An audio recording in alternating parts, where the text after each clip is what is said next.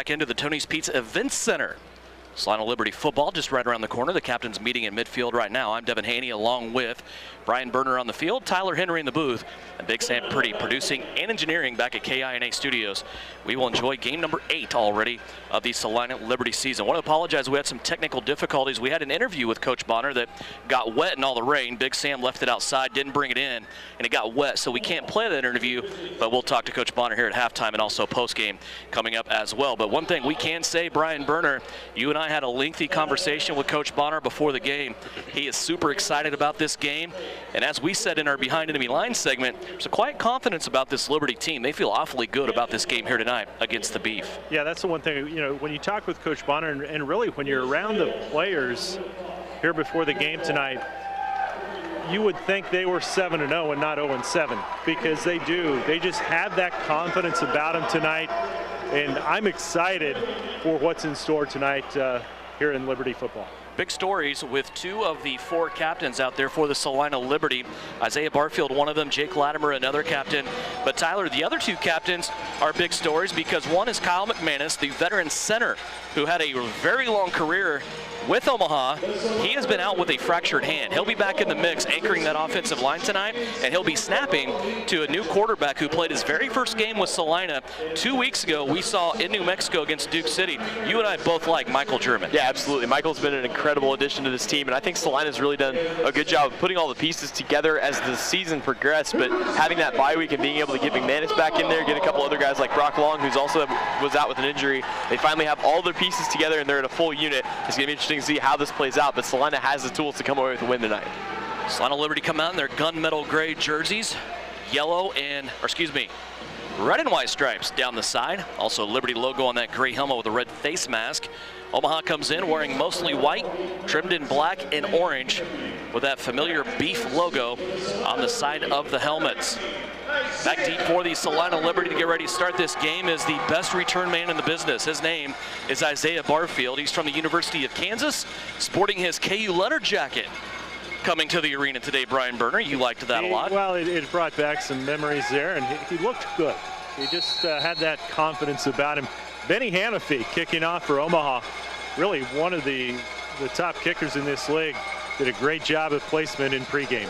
Hanafy's kick is up, and we are underway. Game number 8 of the Liberty season here against the Omaha Beef. Tracy Brooks and Isaiah Barfield both in the same place at the same time. The ball actually goes off Tracy Brooks' hands. It hits the turf, bounces back to him, but he can only manage to get to about the 3.5-yard line, and that is where Michael German in this Salina Liberty offense will come out and start this game. Jeff Cameron is back in the mix at wide receiver for the Salina Liberty. He missed the game in New Mexico with Duke City. Michael German will be the quarterback. His second game with the Liberty, with his first outing with Salina at Duke City. 13 of 25, 141 yards in the air.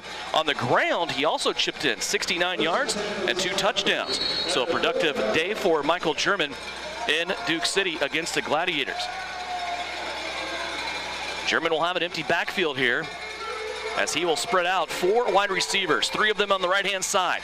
German bouncing around the goal line, lets it fire over the 15-yard line. There is a one-handed grab by Tracy Brooks. He'll bring it in and then be driven up against the wall out of bounds at the 17-yard line. We saw a lot of that, Tyler Henry, 2 weeks ago. Absolutely. Tracy Brooks is kind of the motor that makes this team go. He is the team's playmaker, and anytime you need him in a big spot, he can step up.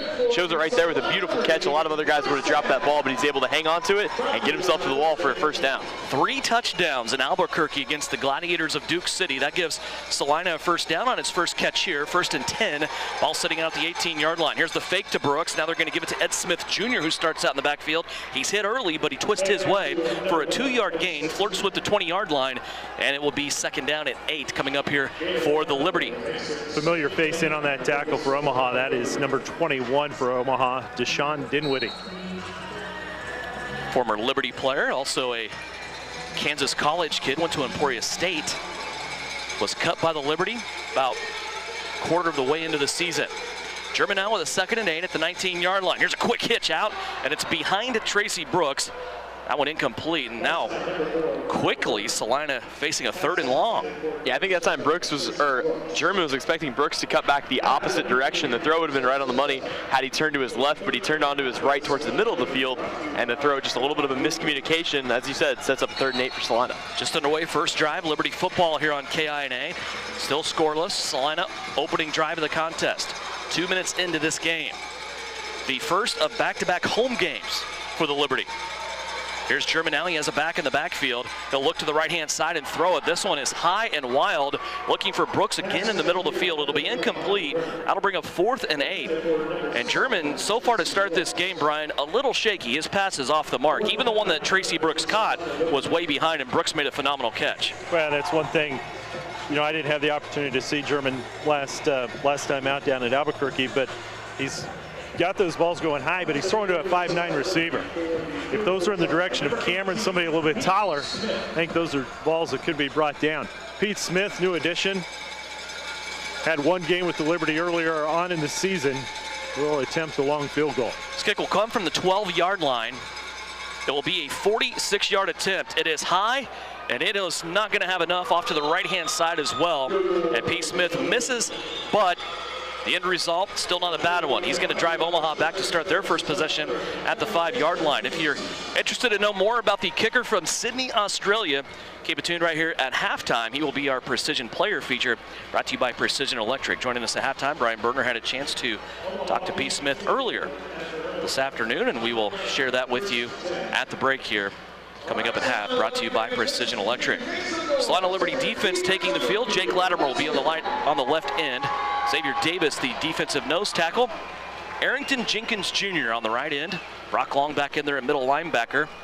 Carl Fleming, your other linebacker. Derek Reset, one of your corners, along with Delaney Dobert on the right-hand side, and also Isaiah Barfield in there as well. Here's a run by the Beef, a spin move as he was hit early in that segment. Brock Long hit the running back at the goal line. He was able to spin out of there and get away. The running back on that play was Paris Joas from Hawaii. And as we mentioned, the Omaha Beef tonight will be without the duties of Calvin Phillips, their running back, who is an absolute beast, did a lot of damage to Salina the first time these two teams met. He is out with an injury and will not be here tonight. Also, Anthony Ianetti, who was the quarterback up until last week, out with injury as well. So Chuck Wright taking snaps for the Omaha Beef in this game. 3 receivers on the left-hand side. Now they'll even it out, 2 on each side. The slot receivers in motion. Here's Wright back to pass. Fires to his left-hand side. This one may have hit the turf before Carl Fleming came in to make the hit. The receiver right on top of the play called it complete, but then he got help from his partner across the field, coming in saying that is incomplete. And now a 3rd down and long coming up for the Omaha Beef. That was some of the routes that Chuck Wright was really working on in pregame. Just that quick cross over the middle, just tries to get it away as quickly as possible. And I think he's going to have to do that tonight with the pressure that will continue to be applied by Salina. Arrington Jenkins trying to get the crowd into this. Very wet, cold day in Salina. It doesn't feel like it's going to be May on Monday. Here's Chuck Wright rolling out to his right. He wants to pass, has a receiver over the middle of the field, threw it just a touch behind the intended receiver, Jordan Boykin, and that pass will go incomplete. And now the Omaha Beef will have a 4th down that will come from their own end zone. Yeah, and that play is really where the Omaha Beef are going to miss Anthony Ianetti. Chuck Wright had plenty of space in front of him, but not really known as a dual-threat quarterback, and Ianetti would have probably been able to run for the 1st down. Chuck has to try to make a pass across his body, and that's going to result in the 4th down. Isaiah Barfield will go back and stand underneath the goalpost in the end zone, striped with red and white. The kick getting ready to come away here from Omaha. And it's blocked. The Salina Liberty block this ball. It goes up against the wall, or actually over the wall and against the concrete wall here at the Tony's Pizza Event Center. And Derek Reset takes that ball and he flings it up into the stands. And the Salina Liberty come away with a big special teams play here. Brian Berner, a block on that play. When I had an opportunity, I spent a lot of time with both kickers before the game, and Benny Hanafy, the kicker for Omaha, that was one of the concerns that he had going into the game tonight. Ionetti was his holder. And so with Ionetti out with the injury, that brought in a new holder. And it was going to be Julius Record, a wide receiver. Hanafy felt good about having Record in there as a holder, having a wide receiver with a little bit softer hands. The concern, however, was just the amount of practice that they've had together. Hanafy shows up for games. He works and teaches in Grand Island and never makes it to practice. So it was something that he knew was going to be a concern going in. Results in 2 points for the Liberty. And I did not see who the Salina Liberty player was that was able to block that kick, but it was a good push right up the middle, Brian, that ended up with that block. And I mean, it was a block with authority. It was was a big block. Yeah, the way they were kind of running off the field, I wonder if it was Brock Long. Could have been. So 2 points for the Salina Liberty here in the early going. 9:59 left to go, opening quarter. And with just one first down in their pocket, the Liberty awarded 2 points here for their special teams. Blocking a kick, and to be honest, Tyler, the defense set that up without Omaha getting any yards on their first possession. Absolutely good coverage all around by Salina. They're doing an excellent job on defense right now. So another kick. This one will be a sidewinding kick taken by Barfield at the goal line. Isaiah pauses. Now he's to the 5, to the 10. Flags down, but Barfield's still running across midfield at the 20. We'll have to check the laundry on the field here, but Isaiah had a crease off the left-hand side, and that's all he needs. He nearly took it to the end zone, but he was taken out of bounds at about the 20-yard line in Omaha territory. A flag is down at the other 20 on the other side of midfield. Waiting on the official call. Liberty all going back towards their own goal line to start their second possession. It will be holding on the Salina Liberty on that kick return, so that will drive Salina back here to start their second possession. One thing on both offense and defense that I've noticed for Salina tonight, they've done a much better job up front, not getting manipulated. It seemed like in the first meeting between these two, the line just was able to get a lot of push against Salina. Right now, that has not happened. That's going to have to continue for Salina to break things open. And I find it interesting, Kyle McManus did not start this game. We looked forward to him coming back. He is in Jersey, but he is not starting the game. Kyle Powell is actually the center for the Salina Liberty here in this game. Here's a quick hitch out to the left-hand side. It's Ed Smith Jr. He will drag a defender to the 15-yard line. That's a gain of 5. Second down and 5 now coming up. So McManus starting this game out on the bench. Kyle Powell is your center. Patrick Carney is your right tackle.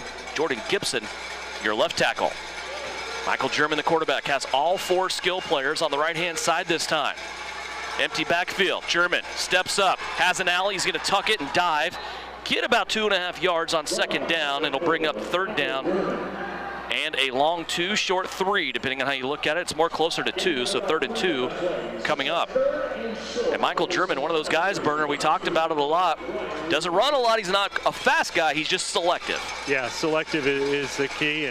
And really that opened himself up quite well. As you said, overloaded on the right side. Kind of had that path. So 3rd and 1. Paul Robinson was really the guy from Omaha that came in and took the brunt of German. 3rd and 2. German falls down, but he gets the handoff to Ed Smith Jr., who leans his way for a first down. He stumbles out to the 24-yard line. It'll be a gain of 6, and a Salina Liberty first down. Smith takes it out to the 24 near midfield. Yeah, that's a great run by Smith, kind of just running along that razor's edge. He saw the exact right time to cut. Ends up, just like you said, leaning his way into that and picking up another 5 yards after the carry. That's a great run that time for a first down for the Liberty. Ed Smith, we talked about this beginning of the year. Last year, he just wasn't healthy all year. Then he got dinged up early on this year. That bye week might have done him some real good. We're seeing him on the field more so far in this game than what we ever have, and also as a feature running back. See what the Liberty can do here on a first down and 10. They give a misdirection play to Tracy Brooks, and he is absolutely smothered. He was trying to go around the right-hand side of that offensive line, and he was interrupted in a hurry, and that'll be a big 4-yard loss. Tarek Odom was the guy that came in and took him down, and Odom's kind of unique. Defensive lineman, 273 pounds, but only 5'10". Built like a fire hydrant. I was going to say, Tyler, there you go. That's a lot of beef. Brian Burner with the first meat reference of the night. Very nice. Here's an incomplete pass over to the right-hand side. That'll bring up now 3rd down. It's 3rd and long, 3rd and 14 coming up for the Salina Liberty. So both the drives the Liberty have had fruitful beginnings to the drives and then just kind of stalling out here. Of course, still a 3rd down and time to pick up this first. And again, I'm not really sure what's going on with Michael German. He just doesn't really look comfortable out there. He looked incredibly comfortable in his debut game a few weeks ago in New Mexico, but right now the ball's got a little bit of shake on it. He doesn't really seem to be able to locate where he wants to. He's going to have to make some kind of an adjustment to fix that. Just 2 completions so far in this game. 6:39 left to go, first quarter, 2-0 Liberty. It's a big 3rd down. German standing tall in the pocket, had a wide open receiver over the middle of the field, and German missed him as well. He was standing tall in there, took a hit as he delivered, but there was a wide open receiver in the form of Jeff Cameron going down the middle of the field. He might have scored if that ball was delivered on the right time, and it just wasn't. And that ball way behind. Michael German coming over to the Salina Liberty bench, shaking his head. I think he's as upset as anybody. And he appears to be the type of guy that will take full responsibility for not having that pass on target. So placement coming from the 13-yard line where this Pete Smith kick will come from, out of the hold of Derek Reset. Isaiah Barfield, your long snapper. It is a 45-yard attempt, and Pete Smith misses this one off to the left-hand side. But again, even though you're not scoring points, field position key here early on in this one, and it's going to drive Omaha back to start their second possession at the 5-yard line. We will have that possession when we come back. Our first immediate timeout is here. 5:52 left to go in the first quarter. Salina leads Omaha 2-0 right here on KINA. Liberty. Back here at the Tony's Pizza Event Center. Devin Haney along with Tyler Henry, Brian Berger on the field. A low-scoring game thus far. 5:52 left to go first quarter. 2-0 Salina Liberty. That is on the safety that was gathered in on the blocked field goal attempt for the Omaha Beef. Omaha coming off of a loss against the Bismarck Bucks. Last week, 59-41, Bismarck was able to defeat Omaha. And this was a game that had 52 points in the second quarter between these two teams. Bismarck outscored Omaha 31-21 in the second quarter on their way to that win. So I imagine that was a fun game to watch from an audience standpoint last week, but the Beef coming up short. Your schedule for today, there's only one other game going on right now in the CIF.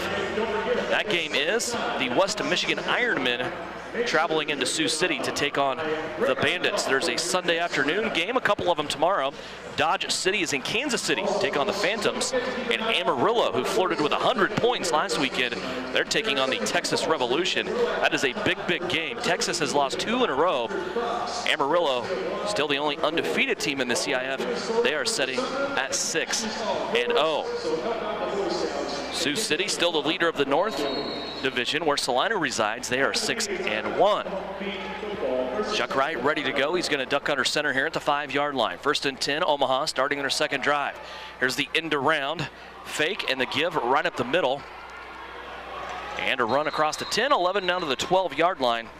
That will be taken there by Paris Yoas. Yeah, it's a good read. That good read by Chuck Wright. If he had handed that ball off to the initial end-around receiver, that probably would have gone for the second safety of the night. Salina read that very well, but ends up going for a big gain of 8.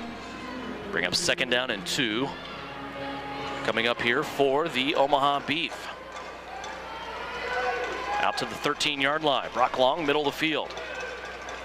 This time, Aaron Adoye is in on the right-hand end. Here's a fumble on the play. Jake Latimer has it. He scoops it up. Here comes Big Lat, the Diesel, inside the 5, and now across the goal line for a Salina Liberty touchdown. Tack on a personal foul at the end of this play, and Jake Latimer continues his tear over the last few weeks for the Salina Liberty on defense. That handoff was not a good handoff, Brian, on the exchange. Latimer had the play snuffed out anyway, and it was kind of a situation of look what I found. Yeah, Jake was right place, right time, and was just able to persevere and get across the end zone.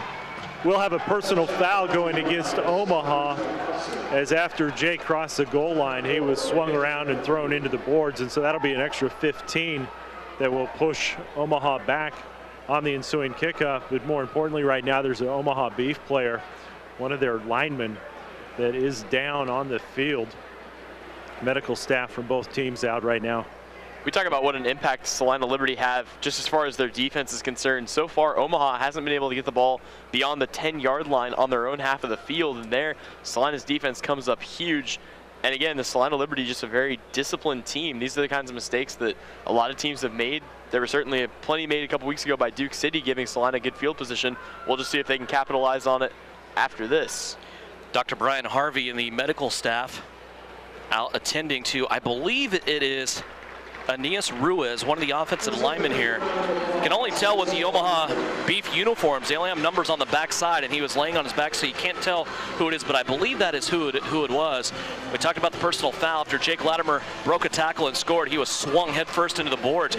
Didn't bother the big diesel at all. He just made it part of his touchdown celebration and kept running around the field like a crazy man. So a touchdown for Jake Latimer on a defensive fumble recovery. He cashes it in for a touchdown, and now an extra point pending here from our friend from Sydney, Australia, Pete Smith. He's back on the extra point right now, 8-0 with the extra point pending. 5:06 left to go, first quarter. Isaiah Barfield ready to snap this back to Derek Reset. Here's the snap, it is perfect. Reset puts it down, and Smith's kick is up and right down the middle. So without the offense even scoring a point, they only have 2 first downs on the night. The Liberty have 9 points on the scoreboard, courtesy of a blocked field goal that turned into a safety, and now a defensive fumble recovery that turns into a Jake Latimer touchdown. Good start here, fellas, for the Liberty. And Tyler, this is exactly what they needed. Absolutely. They have to get the offense rolling to break this thing open a little bit, but right now, the biggest thing Salina has done is force bad field position for Omaha to be in, and then have the defense capitalize on that. Probably going to have another chance to see that here as this kickoff, as we said, will have a 15-yard penalty tacked on to wherever the return goes. And Brian, it hasn't been often this year that the Salina Liberty have played with a lead, let alone a double-digit lead that they're knocking on the door of right now at 9-0. Well, and you know, it was one of the things that we had talked about was with Omaha's quarterback situation with Chuck Wright, you know, the lack of repetition that he has had this season with Ionetti, you know, really taking the majority of the snaps throughout the season. He was going to be rusty coming in. He brings experience. He'll be calm. So this 9-0 deficit, really, I don't see that as a factor to his mindset. It's how well he can get his offensive line to give him some protection. Pete Smith ready to kick it away. He'll come from his own goal line. And he's going to play this one very short, and it's stabbed well by an Omaha return man at the 20-yard line. And the Beef will come out of this with their best field position of the first quarter so far. Isaiah Barfield, Tracy Brooks came in to make the tackle, but that kick was short, and it was handled well by Omaha. They will start out here with their 3rd possession of the night at their own 22-yard line. I think that was a smart play by Pete Smith from the standpoint of kind of kick it low to see if Omaha will handle it well, knowing that they'll be pushed back 15 yards. And our second media timeout is here. 5 minutes left to go in the first quarter. Salina Liberty lead it 9-0. Omaha with the football when we come back after this on KINA. Liberty. Back ready for action here at the Tony's Pizza Event Center. Omaha starting out their 3rd drive of the night. Chuck Wright under center. There's a fling out to the left-hand side. The receiver has it at the 15. It'll be a quick gain of 5 before Isaiah Barfield is out there to make the tackle. Tariq Odom. Actually, check that. Receiver is Jordan Boykin that time. And Brian, we've seen Isaiah Barfield here tonight play more cornerback than what he has played safety. Him and Delaney Dobert kind of switching roles here with Dobert in the middle of the field. Isaiah holding down the right-hand side in the corner spot. Yeah, I think it's one of those things where you kind of look from game film where the strength or where the majority of passes have gone for Omaha throughout this season. But one of your stronger players over there. Here's an end around. Omaha looks like they have some space, but that has ended quickly. Over there to wreck that play, Aaron Odoye. He is a physical freak for the Salina Liberty.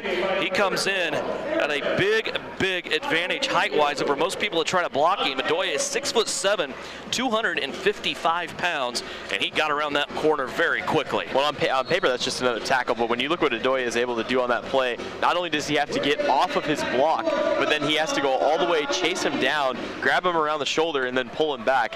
Excellent play by Odoye. Brings up a 3rd down and 4 now for the Omaha Beef. 4 wide receivers, the 2 slot receivers in motion. Here's Wright, back to pass, takes the easy one to the left-hand side. It's a little quick out to the running back, and he will be tackled by Carl Fleming and Isaiah Barfield at the 24-yard line, just short of the midfield stripe, and a first down for Omaha. That'll move the chains and give the Beef a first down here. One of the guys that I'm looking forward to seeing in this defensive backfield for Salina at some point tonight is one of the new additions, Kenneth Ridley. Had an opportunity to visit with Kenneth before the game.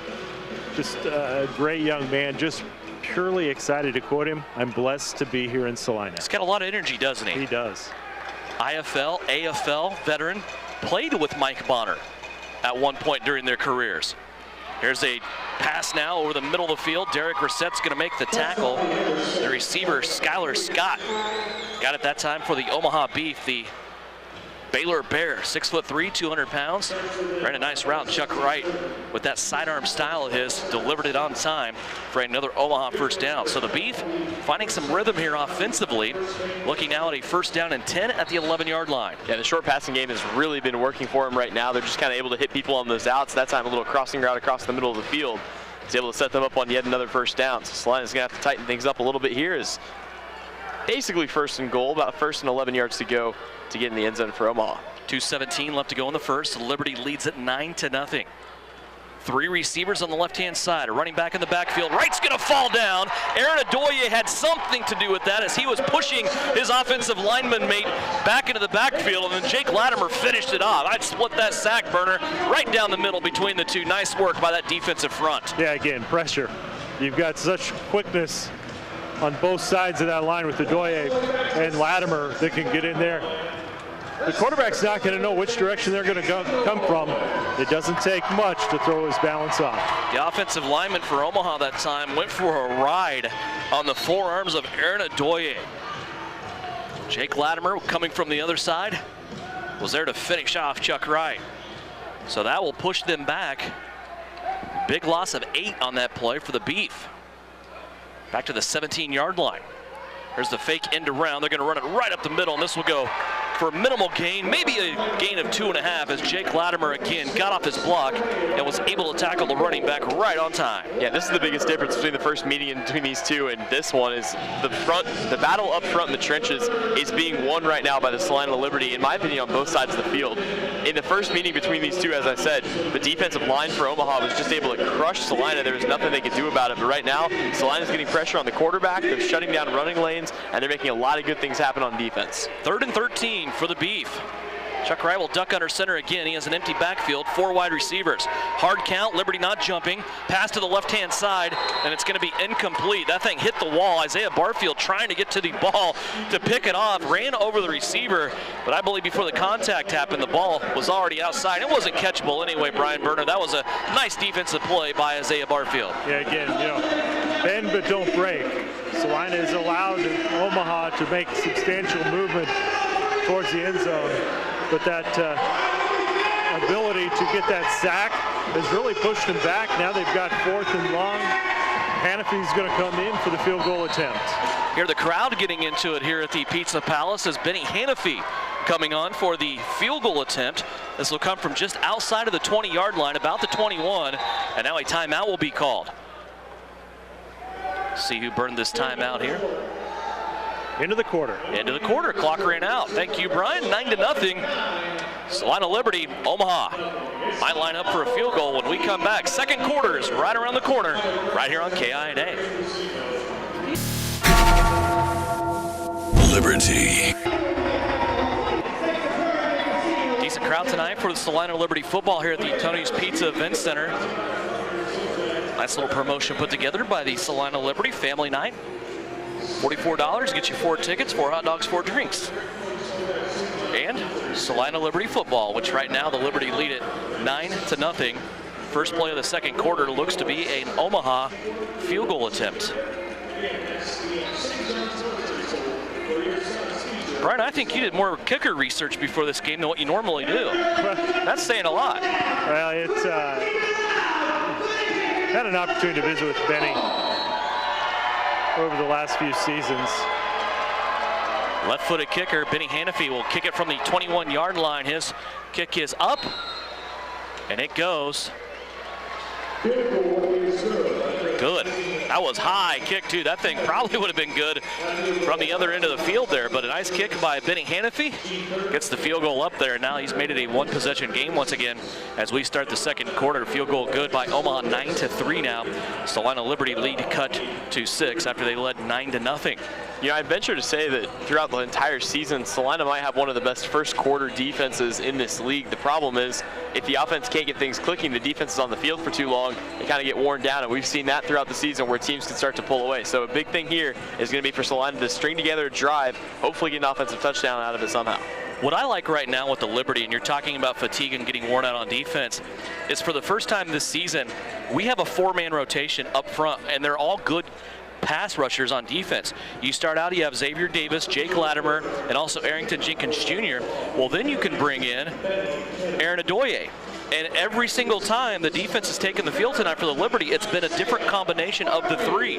Jake Latimer can even step in and play defensive tackle at times. So you can have probably 3 of the best pass rushers in the league with Latimer, Adoye, and Jenkins all on the field together. That's a nightmare if you're trying to block that trio. Yeah, and anytime you have, you're obviously your starting quarterbacks out and your best running backs, your running threats out, that's going to put a lot of pressure on the quarterback to make quicker throws. And I think that's a lot of the reason why Omaha's gone to this quick passing game. Omaha ready to kick it away. Hanafy's teeing it up. He wants to shove it all the way over on the left-hand side as he'll approach it of the goal line here. And back deep is Isaiah Barfield. Here's the kick that's going to be taken by Terrence Lowe right at midfield. Lowe was ready to field that one, and he is going to give Salina excellent field position here. That ball went squirting down the middle of the field, and Terrence Lowe was able to stab it at the 23, gains 5 yards on the return, and Salina will start out here in Omaha territory at the 19-yard line. Brian, was that a mistake or just?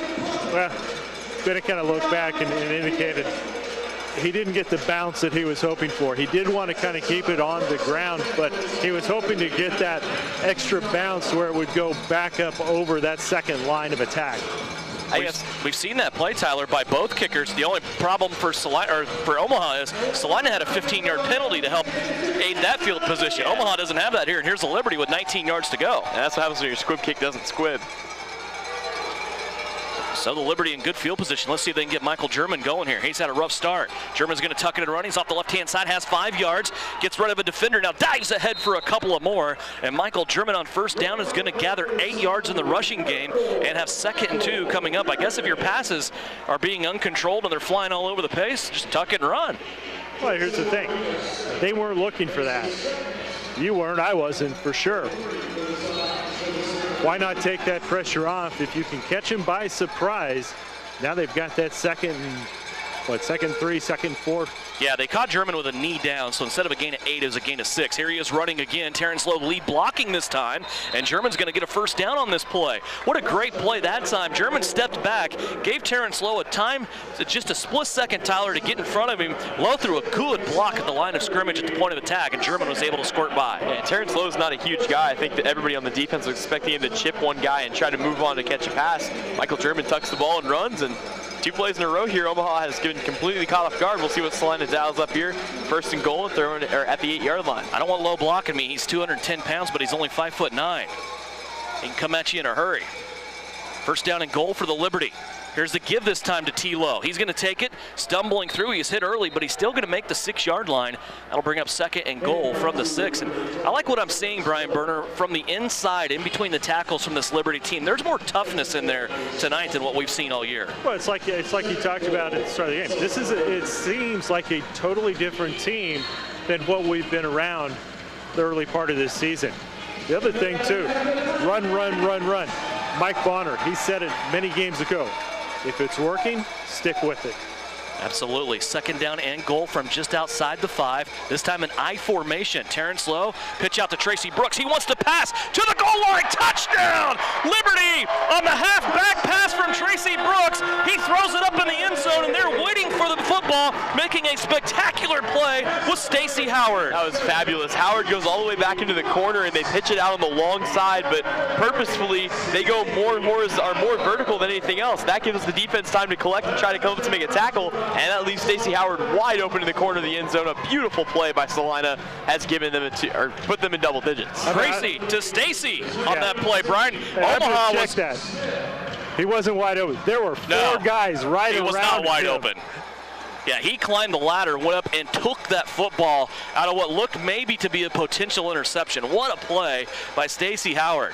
Here's the extra point now. Reset gets it down. Pete Smith bangs it through, and he's 2 for 2 on extra points. He has put Salina back up now 16-3 with 12:40 left to play.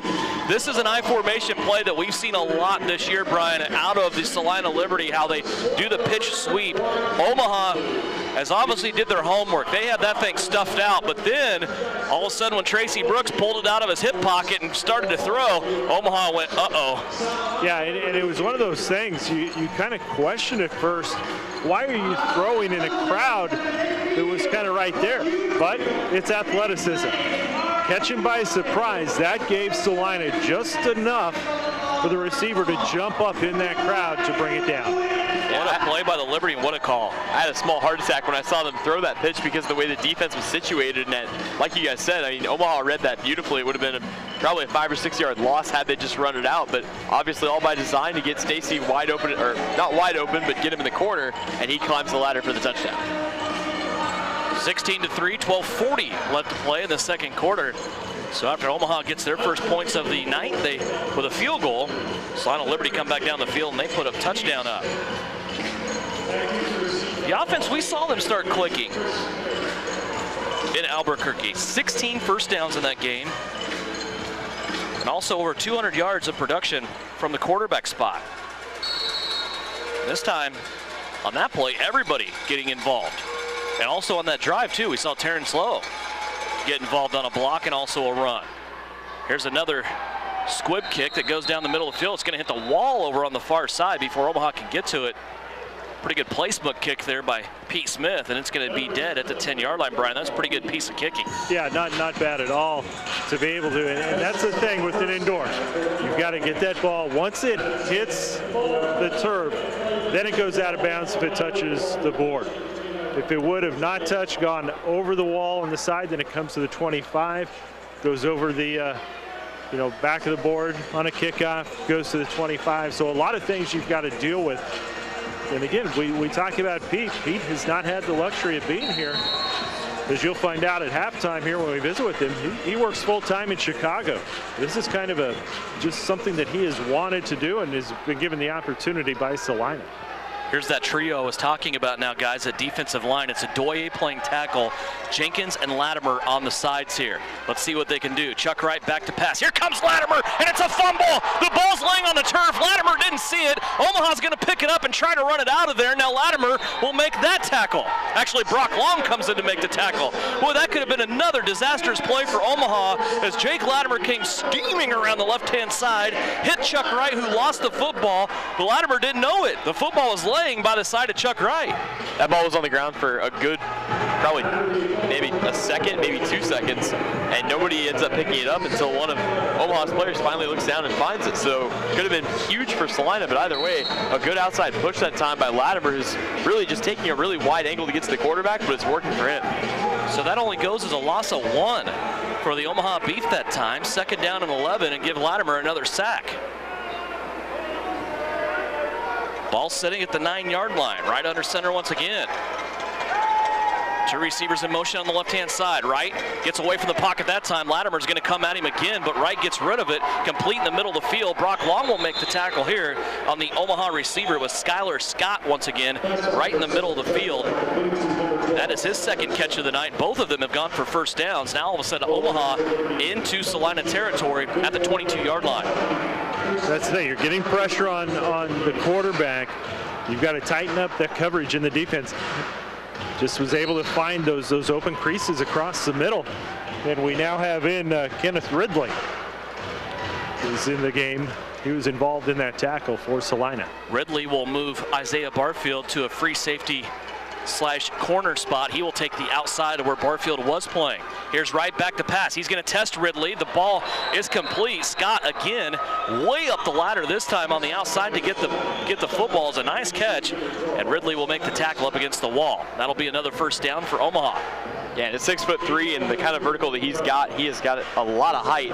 He can go up and get some of those footballs. That time they kind of just chuck it up to him like you would a post player, and he comes down with it. So Omaha trucking it down the field here again, just outside of the 10. That's the second time we've seen them in this position tonight. It's first down and 10 from just outside of the 10, so they can get a first down by about a football, but not much more than that. Last time they were in this position, the Liberty defense stood tall. Chuck Wright under center. Has one lone step back. He's going to give it. And it's a gain of 2, maybe 3 yards for Omaha on that play. The clock continues to roll here. 9:33 left to go second quarter. 16-3, Salina. And again, just a good job shutting down the running lanes, making sure that there's nothing wide open up the middle. The push that Salina is getting up front is just absolutely phenomenal, especially the way that things went the first time these two played each other. Significant improvement. Well, you have Latimer, Adoye, and Jenkins out there now. And then their safety valve, the guy that's watching their backs, is Brock Long. It's a pretty good front four when you include the linebacker. Second down and about 6. There's a flag. I think one of the Omaha receivers was offsides on this play, and the ball flies out of bounds through the end zone. Nobody had a chance at that one. I think they may go against Latimer. Okay. Latimer definitely jumped a little bit early. The question was whether or not one of the receivers was offsides.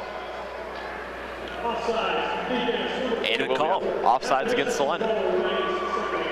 So a free play there for Omaha. Got 5 yards. Second down now coming up. Second down and a long 3. Football now put inside the red zone for the first time at the 3.5-yard line. There's one other game going on tonight. It's the West Michigan Ironmen taking on the Sioux City Bandits. A couple of afternoon games and tomorrow on the CIF. Amarillo Venom at the Texas Revolution, and the Dodge City Law playing the Kansas City Phantoms. The way the weather is this weekend, indoor football is a place to be, no doubt about that. Here's a timeout on the field. We'll take it as well. 16-3 with 8:35 left to go in the second quarter. Media timeout here on KINA. Liberty. Little contest on field going on right now, and a great Superman dive at the end of that. A couple of guys out on the field with shopping carts. I've seen Brian Berner go to the grocery store pick up beer like that too. Absolutely. He could probably win that race if we get him entered next week. I mean, we call it a promotion. Brian just calls it a Friday. I thought about it, but when I glanced down at field level, I was able to tell the containers were empty. You already got to him. So what's the purpose? That's what we would call pointless running. There was no incentive in it for me whatsoever. I mean, we have trouble finding the point of running anyway. That's right. When there's no beer involved. There's a point of running? That was, I will say though, that was one of the better contested shopping cart races that I have seen. It was very competitive. Here's Omaha now out of the timeout. Liberty called that one to get their defense set here. Second down for the Omaha Beef. Inside the red zone, 3.5-yard line. They can get a first down by about a length of a football. Here's the give to the left-hand side. It's a big back in there for the Omaha Beef, and they're going to score a touchdown. Rumbling in on the left-hand side was defensive lineman Antonio Ficklin, 6'1", 270 pounds, and he took it off the left-hand side. Salina was not ready for that defensively. Yeah, size didn't even really make a huge difference for Ficklin that time. The blocking was very good for him, and he kind of had a free pass all the way into the end zone. So that will tighten this game up. Back to a one-possession lead for the Liberty, 16-9 with the extra point pending. Hannafy ready to kick it away, the left-footed kicker.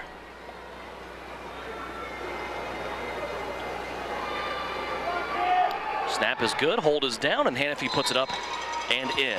So that'll shave the lead now for the Liberty down to 6 at 16-10. And Brian Berner, a nice drive that time for the Omaha Beef, getting a couple of passes over the middle of the field and getting their big receiver Skylar Scott involved, and then a run by a defensive lineman to put a cap on things. Yeah, it was, and it's the little things that can make differences.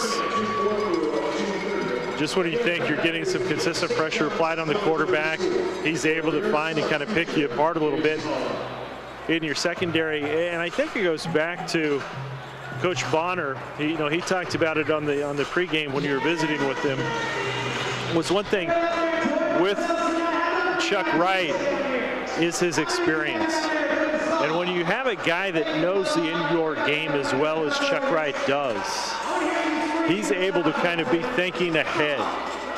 He knows the situations that he's potentially going to be getting himself in or have the defense get in, and he's going to dissect you. Yeah, he does an excellent job really kind of taking the helm of this team over whenever he needs to. And it's a guy that, like you said, Brian, he's been in this league for a really long time. I remember when I first started calling games back when Salina was the Bombers, back in the old Bomber days, he was the starting quarterback for Omaha then as well. So really a seasoned guy, and he can pick you apart. Salina's going to have to make sure they continue to put pressure on him all the way throughout this football game. 16-10, the Salina lead. They're set to get the football back here with Isaiah Barfield.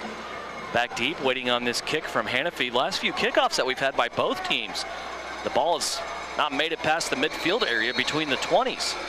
Let's see what Benny can do here for the Omaha Beef. Ready to kick this one away. Wouldn't be surprised to see him go long to the corner. Barfield back deep, waiting on this. This is a high kick.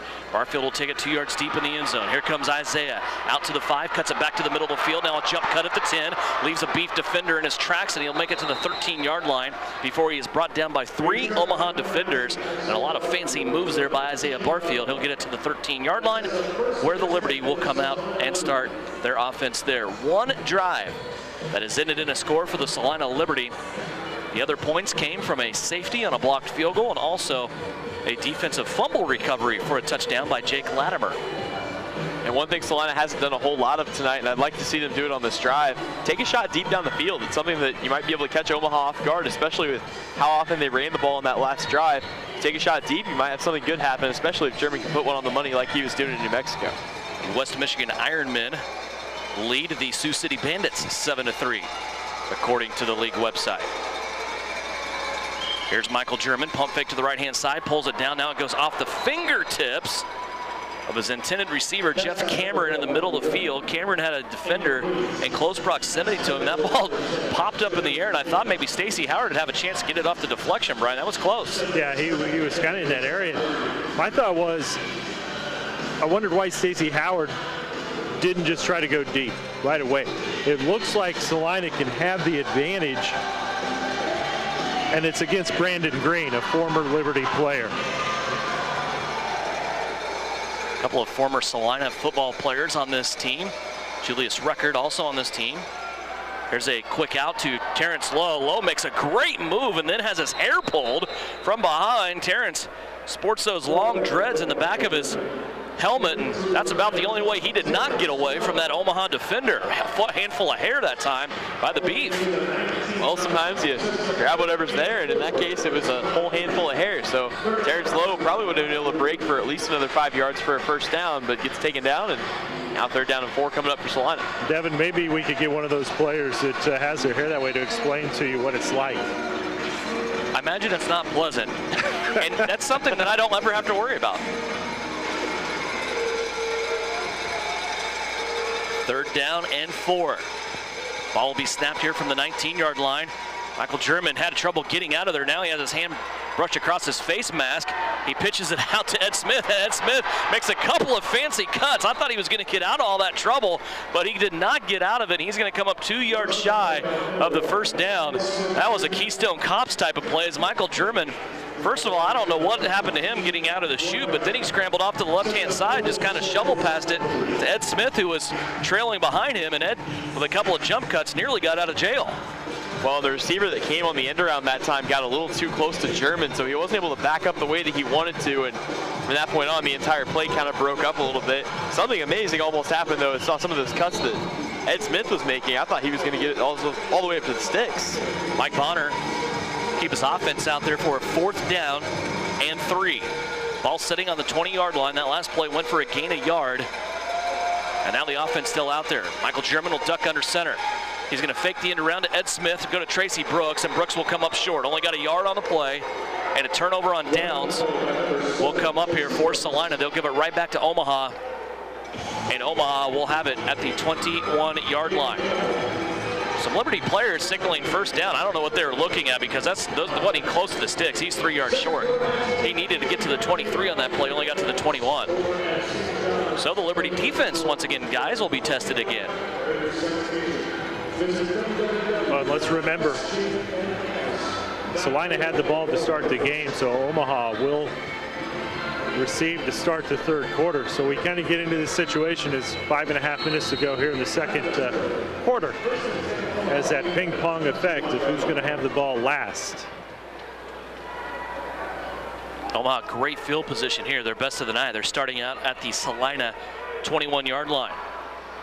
Here's Chuck Wright getting out of trouble here. Nice block on a pancake by one of his offensive linemen to spring him free as Aaron Adoye was breathing down the back of his neck. Also Xavier Davis in there.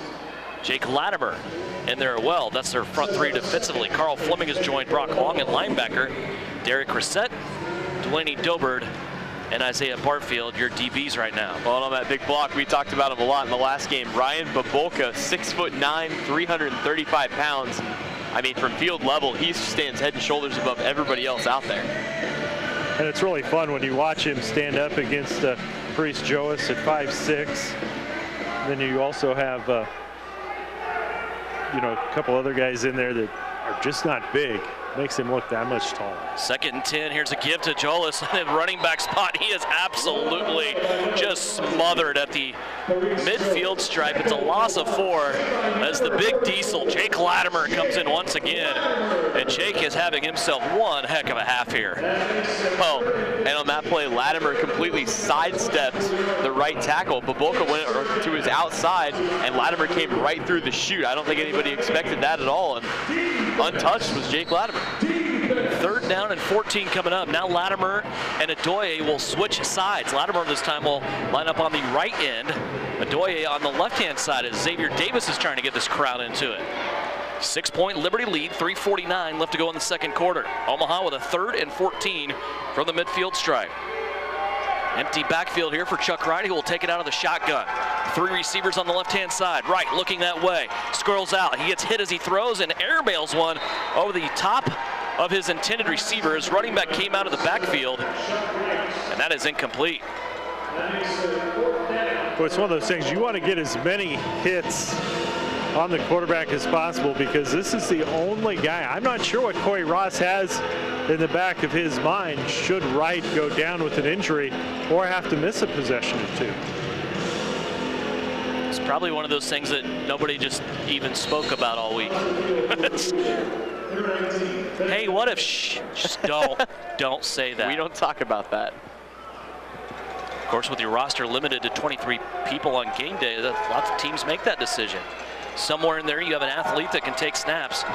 This is a kick now from Hannafy that will come from the 19-yard line. It is incomplete. Sails to the right-hand side. That sidewinder had a lot of momentum on it. I thought it was going to fall in good, but it just kept curling around, and it comes incomplete. And Benny slaps both sides of his helmets, knowing he let one go there. So now the momentum back to the Liberty's favor with 2:46 left to go. They lead by 6. Now they have the football starting out at their own 5-yard line. And now would be a good time to see them string a drive together. 2:45 left to go here in this first half. If they can just kind of wind all that time off the clock, use it all, and then hopefully punch one in for a score at the edge of that, be good to go into the second half with an even bigger lead. Still 2 timeouts left for Mike Bonner and this Liberty team as well. If they should choose or need to stop the clock or take pause and talk about offensive strategy here on this drive. Ball sitting at the 5-yard line, and it's 1st down and 10. Liberty come out. They'll split Stacy Howard to the left-hand side. Also, Ed Smith will go to the right-hand side. Jeff Cameron in the slot. In the backfield, Tracy Brooks. Here's the gift to Ed Smith coming around the corner. He's back to the line of scrimmage now, 5-yard gain, make a 6-7 yards. And 2nd down and 3 coming up as Ed Smith Jr. being productive here in the first half offensively for the Liberty. And you can really see when he's healthy, he can cut. I mean, some of these slicing cuts that he's making to get away from defenders, absolutely fantastic. You get the feeling one of these times he's going to make one cut and just break one away for everybody. Can you imagine as a defender being worried about him and Tracy Brooks at the same time?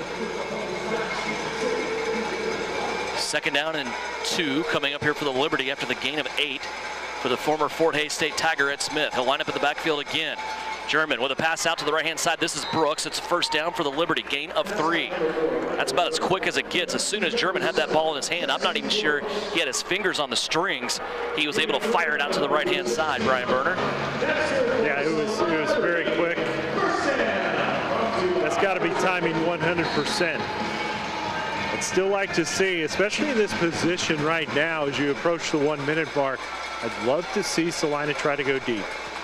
Clock dwindling down, 1:18 left to go in the half as we work our way to the 60-second warning. Here's German, deep shot down the left-hand side. It's going to be picked off. The receiver on that play stopped. It was Ed Smith. He quit on the play at the 20-yard line. I don't know if there's a miscommunication or what, but Ed Smith turns around now. Him and Mike Bonner are exchanging pleasantries.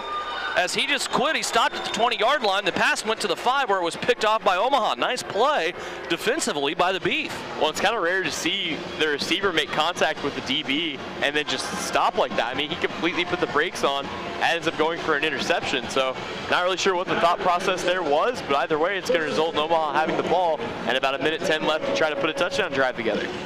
Arrington Jenkins Jr. back in there for the Salina Liberty. He's taken a couple of possessions off, so the former Seminole from Florida State should be all revved up and ready to go. Get a stop here as the clock continues to run down. I don't think Omaha's going to get this off, guys, before the 60-second warning, and they will not. Stoppage in play. 1 minute left to go in the first half. Liberty lead at 16-10. Omaha with a 1st and 10 when we come back right here on KINA. Liberty.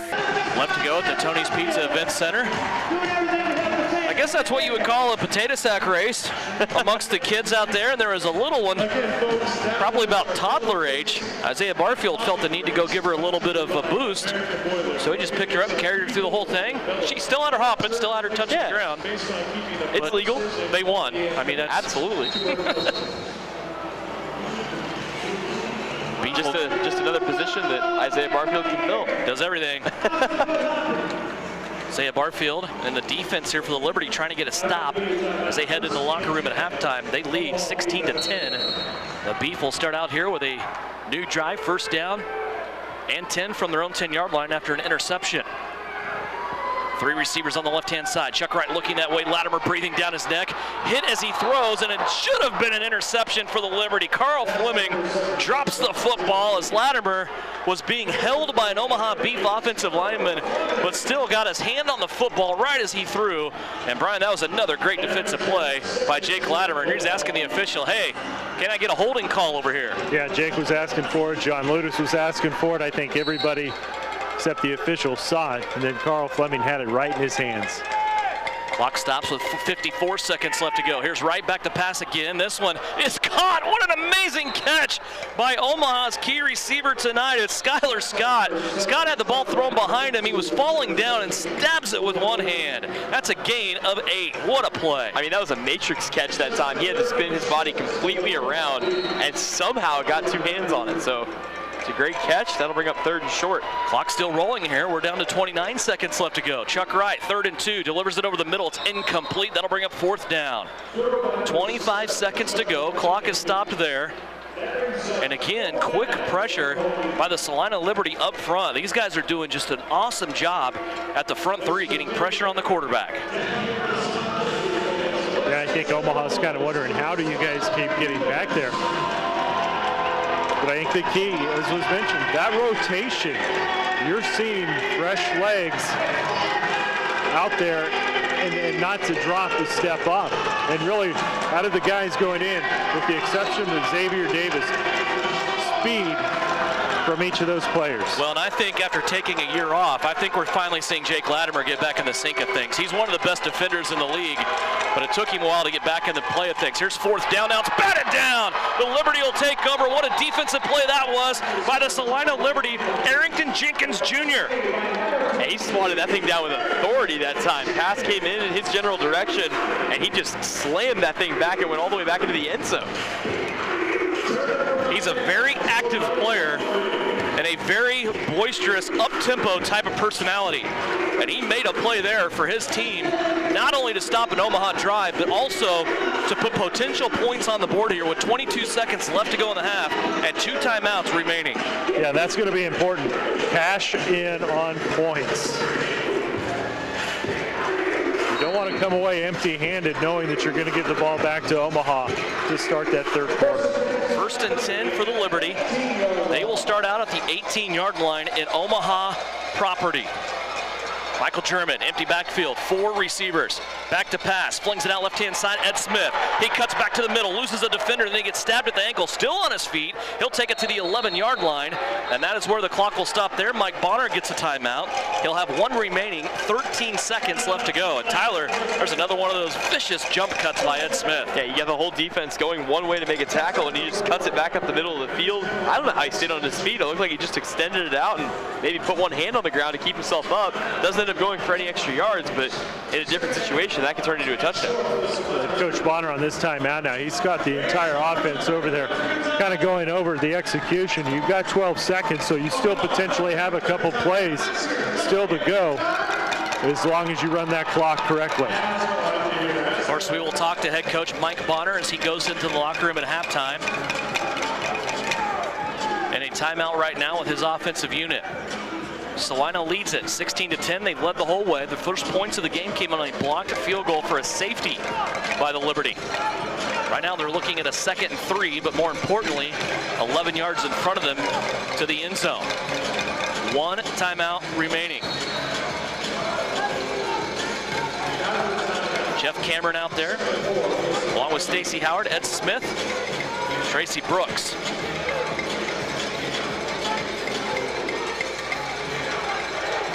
Play clock down to 10. They will take to the line of scrimmage. Here's Cameron in motion. German will take the snap. Now he squirts out. He wants to run. Little pump fake at the end of this play. He will take it just shy of the first down sticks. This will be a gain of about 2.5, and the Liberty will have to take another timeout here. This will be their last timeout as the Salina Liberty come up just a half a yard shy of a first down. It'll be 3rd down with 8 seconds left on the clock. Well, now you're not going to have anything. I mean, to me, your only choice is you've got to throw it into the end zone. Throw it in with 8 seconds. As long as it's anything but an interception, you should still have time to, at least, worst case scenario, come in to attempt a field goal. So, 8 seconds left to go. As you said, Brian Berner, a shot at the end zone here. Could be what the recipe is for Mike Bonner.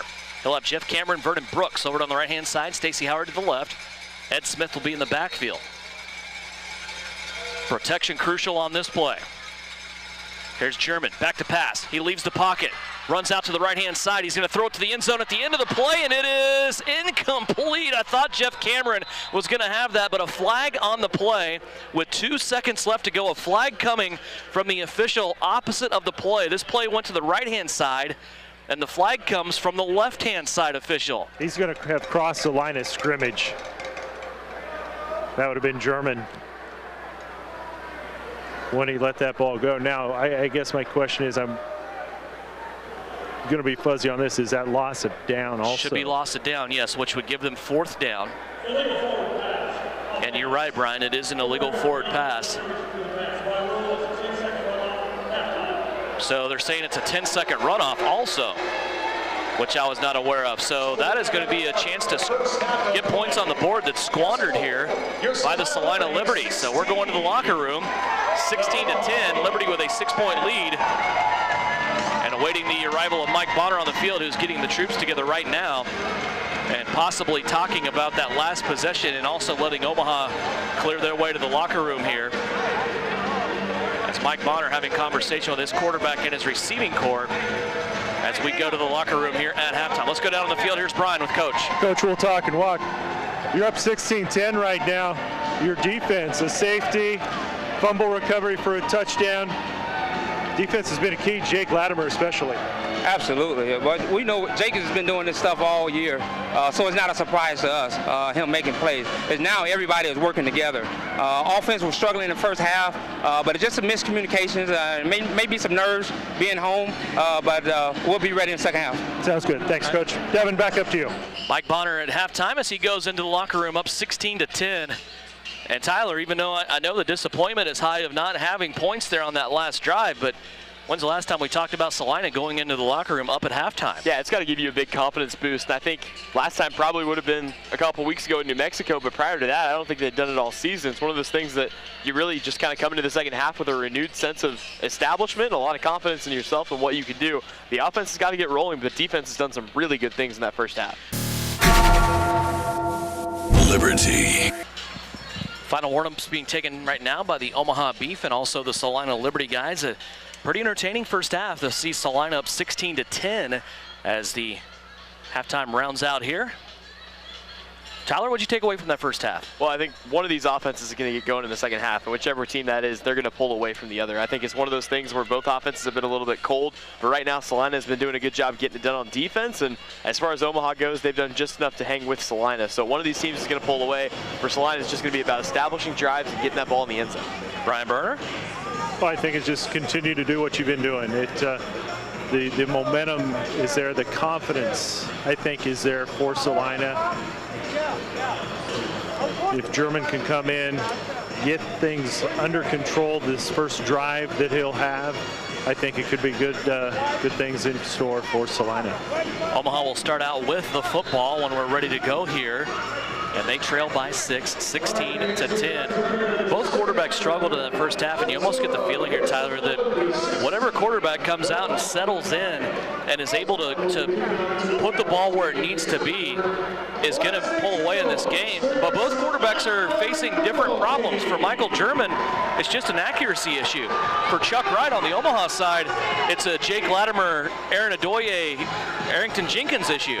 Well, unfortunately for Salina's, from Salina's perspective, you can always make an adjustments the way you throw the ball, but I don't know what kind of adjustments Omaha needs to make to stop Jake Latimer and that entire crew from just collapsing the pocket around Chuck Wright. 5 offensive linemen? Maybe. I mean, you do what you got to. They have just been a wrecking crew up front for the Salina Liberty defense tonight. And there's been good coverage on the back end, too. There hasn't been a lot of times where we've seen a wide receiver running wide open down the middle. We've talked all night long about the former Baylor product, Skylar Scott, just making incredible plays. Without his production so far in this game for Omaha, the score might be a little bit worse than what it is, but just a 6-point game here as we get ready to start the third quarter. P. Smith ready to put it in the air for the Salina Liberty. He has 2 Omaha Beef return men back waiting at their own goal line. This one's going to take a bounce at the 16 and then scored over towards the wall on the left-hand side. At that point, touching the wall, it becomes a dead ball, and the Salina Liberty defense will come out here and go against the Omaha offense. Arrington Jenkins Jr. will stay out there for Salina along with Aaron Adoye. Also, Jake Latimer. So that's the front 3 that when they're in a combo package for the Liberty, they have been wrecking havoc tonight on Chuck Wright in his passing game. Carl Fleming, Brock Long will be the linebackers to start. Actually, Jake Latimer is going to come off. He's going to wave Xavier Davis, who is also on the field. He's going to have Davis start this rotation and plug up that middle for Omaha. Isaiah Barfield will be one side corner. The left side corner opposite him will be Derek Reset. And Delaney Dobert in the middle as a safety for the Liberty defense as we start out here. Third quarter action, 16-10. Salina with a 6-point lead to protect. Chuck Wright will duck under center here. He has 1 running back in the backfield. 3 receivers, 2 of them on the left-hand side. Here's Wright going long down the field. Derek Reset in blanket coverage. There was a lot of jockeying back and forth. And Brian, we're going to see a flag as they ran right towards you in that end zone. Yeah, we've got a flag down along the bench side. I'm not really sure what it's going to be. I didn't see any more extracurricular activity than normal. Illegal contact is the call on Derek Reset. That'll be a 5-yard penalty and a first down for the Omaha Beef. So Omaha comes out of the locker room. They want to take a deep shot down the field, Tyler. And that must have happened early in that play with Derek Reset and illegal contact, maybe as the receiver was coming off the line. Yeah, neither one of these teams has really taken very many big risks in this game. So I think that's another thing that you could see used to open things up. Obviously, Omaha wanted to go for it there and almost worked out for them. Now they're faced with a new set of downs, 1st and 10. A lot of events postponed around the area just because of the weather and just kind of the nastiness. Kansas City Royals not playing their game. That's postponed till July 1st, where they will play a doubleheader with the Twins. And Sporting KC has scored a goal as they go up on Real Salt Lake 1-0. And their match right now going on at Children's Mercy Park. Here's a run that came after a flag. It looked like the defense, when that flag happened, just kind of quit on that play. Omaha kept continuing to play. They're going to get a gain of 12 on the play. And they'll probably decline this offsides penalty here that would have came against Arrington Jenkins. And like you said, it's still a live ball, so I don't know why, for whatever reason, Jenkins just kind of stopped. And that was the side that they chose to run to. So the running back goes right by him and picks up a gain of 10. They will decline the penalty and another set of downs here for Omaha. Jenkins comes out, Latimer back in. He'll play on that right defensive end spot. New set of downs for Omaha. 1 minute into the 3rd quarter. It's 1st down and 10 for the Beef. 2 receivers in motion on the right-hand side. Chuck Wright goes away from that, floats an ugly screen pass out to the left-hand side. The back was open, but the ball was way off the mark. Yeah, not in the vicinity. I guess you'd give him that much, but well over his target. Yeah, same side of the field, maybe? Yeah, we'll go with that. So Omaha will come back to the line of scrimmage here after that incomplete pass. 2nd down and 10. Ball sitting at the Beef 23-yard line. 2 receivers on the right-hand side. They will both be in motion. 1 running back. Here's a timing pass out again. This is to the leading receiver tonight for Omaha, Skylar Scott. He takes it and rumbles about 9 yards. That'll bring up a 3rd down and short for Omaha, as he made it all the way into Salina territory and brought down at the 19-yard line. Actually, 3rd and 2. They're going to give him a gain of 8. And it seems like he's the one they call anytime they need a big play. Just about gets the 1st down, and now 3rd and short coming up here for Omaha. Crowd here at the Tony's Pizza Event Center trying to get into it. Big 3rd down and 2 coming up here for Omaha. Scott will come split to the right-hand side. He'll be in motion. Also a receiver in motion on the left-hand side. Total of 4. Here's Chuck Wright, back to pass. Finds his running back, who was lined up in the slot that time on the line of scrimmage. He will have a gain of about 7 yards to the 12-yard line, brought down by Brock Long. Yeah, Brock Long in on pursuit that time. Now here's your situation to where we saw in the first half. This is the area where the defense actually did a good job of kind of stepping up. Part of that credit in the first half went to Omaha. A couple miscues, penalties, but we look at this defensive front. Can they get in after Chuck Long right now? 16-10, Liberty trying to protect their lead. It's a 1st down for the Beef. They run it off the right-hand side, and it's going to be a run of about 3 yards. Tackle on the play by Carl Fleming. Yeah, good defensive read that time by Fleming, and really Salina has been able to get enough pressure on the quarterback that on those outside runs, as long as you have protection back there, you're good to go. That's a short gain, and now 2nd and 6 coming up for Omaha. Brace Joas, the running back for Omaha, won the carry that time. Took it to the 10-yard line, where it is now 2nd down and 7. Methodical drive here by the Omaha Beef, aided by a couple of penalties. They have brought it down all the way to the 10-yard line. Here's Jake Latimer now, moving on the right-hand side. The offensive tackle moved as well, and they're going to say this is a procedure against Omaha. Latimer moved, but he didn't come across the line of scrimmage or establish contact. It was just kind of a flinch. And they're going to say that the offensive lineman is guilty of the infraction on that play. So now Omaha's going to lose their 2nd and 7. It's going to go to a 2nd and 12 on the penalty of 5.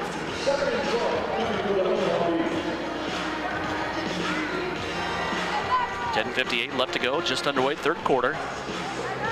First of back-to-back home games for for the first time this year for the Salina Liberty. They have this one here tonight, and then 1 week from tonight, they'll have the Texas Revolution coming in. The Revs have lost 2 in a row.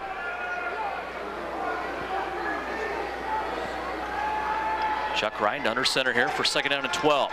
Drops back, pumps to the left. He has to get rid of it, and it is almost intercepted by Isaiah Barfield. Aaron Adoye was all over the face mask of Chuck Wright as he was trying to let go of that ball. Brian Berner, that was a tough play to make, and Isaiah Barfield almost made a pay on the back end. Yeah, also, you had Adoye coming in from what is our left side, but also shooting up the gap was Brock Long. That ball was forced in to kind of go a little bit higher than I think the quarterback wanted. That allowed Isaiah Barfield to kind of drop back and go in that coverage. Almost came down with it. 3rd down and 12 now for the Beef. Whenever Chuck Wright lines up under center, he's barely getting in a 3-step drop. He's under center once again. There's 3-step drop, Brock Long right there in his face. That's nearly intercepted again. Isaiah Barfield had a hand on it as that ball went whizzing by 2 receivers in the end zone for Omaha, but Isaiah Barfield there to break it up. And again, your blitzing linebacker, Brock Long, wrecking that play. That brings up a 4th down. Well, you talk about Wright barely getting a 3-step drop. He's barely even getting enough time to pass that ball, and he really has no way of setting his feet. A lot of these he's thrown off his back foot. That's what happens when you have people pressure like that. I'm kind of surprised they don't switch him up to the shotgun, maybe even having a personal protector back there with him. Right now, no coverage for Chuck Wright. Benny Hannafy will come on and try to get the field goal. He already has 1 tonight, also has an extra point to go with it. This kick will come from the 22-yard line. The placement is down, the left-footed kicker puts it up, and it is good. So 3 points on the opening drive of the second half for the Omaha Beef with 9:03 left to go. We have ourselves a 3-point contest. It is 16-13 and a media timeout coming your way. Opening drive captured by the Beef, but the Liberty only give up 3. 16-13 our score. Back with more indoor football from Tony's Pizza Event Center after this on KINA. Liberty. Back here at the Tony's Pizza Event Center, Devin Haney along with Tyler Henry in the booth. On the field, we have Brian Berner. And back at Studio Central, the KINA studios in Salina, is Big Sam Pretty. Brian, I'm not sure what we have going on the field right now, and I don't know if I want to explain it. Well, there's donuts involved, so it does have my attention a little bit. Definitely blow my diet, but well, not if you run all the way out to where they're at. I mean, you might just burn the calories off right there. I mean, it's like we've got donut and a fishing line. I'm not sure. I think to make this contest a little more interesting and to add the element of danger, I think you should leave the fish hook in it. Well, there you go. That would be entertaining. To me, that's entertainment. No risk, no reward. Of course, a lot of great events coming up for the Tony's Pizza Event Center on May 18th. A wonderful, wonderful, I don't want to call it a magic show because I don't think that does it justice, but the Illusionists are coming. They do Broadway. Yeah, I mean, it is, you got to YouTube this action. I mean, you and I talked about it a little bit on our way in today. It is very, very impressive, and that'll be a great show here in Salina at the Tony's Pizza Event Center. And then also announced yesterday, Dancing with the Stars coming, which I know, Brian, you will be taking that in as well, if not participating in it. I'm not going to lie to anybody. I tune in on Monday nights. There's 2 things I think of Brian Berner. One of them is dancing, the other one is stars. Brian Berner right in the middle. Here's Omaha kicking it away. Here's Omaha kicking it away. Isaiah Barfield trying to get over the wall to take it. The official in his way. It's going to bounce off the top of the wall. Now Barfield's going to take it. And Brock Long just annihilated an Omaha coverage man. And then the problem for Brock is he let him know about it. Yeah, and there's really no need. The hit's one thing, but going down and getting in a guy's face like Brock did, there's really no need for that.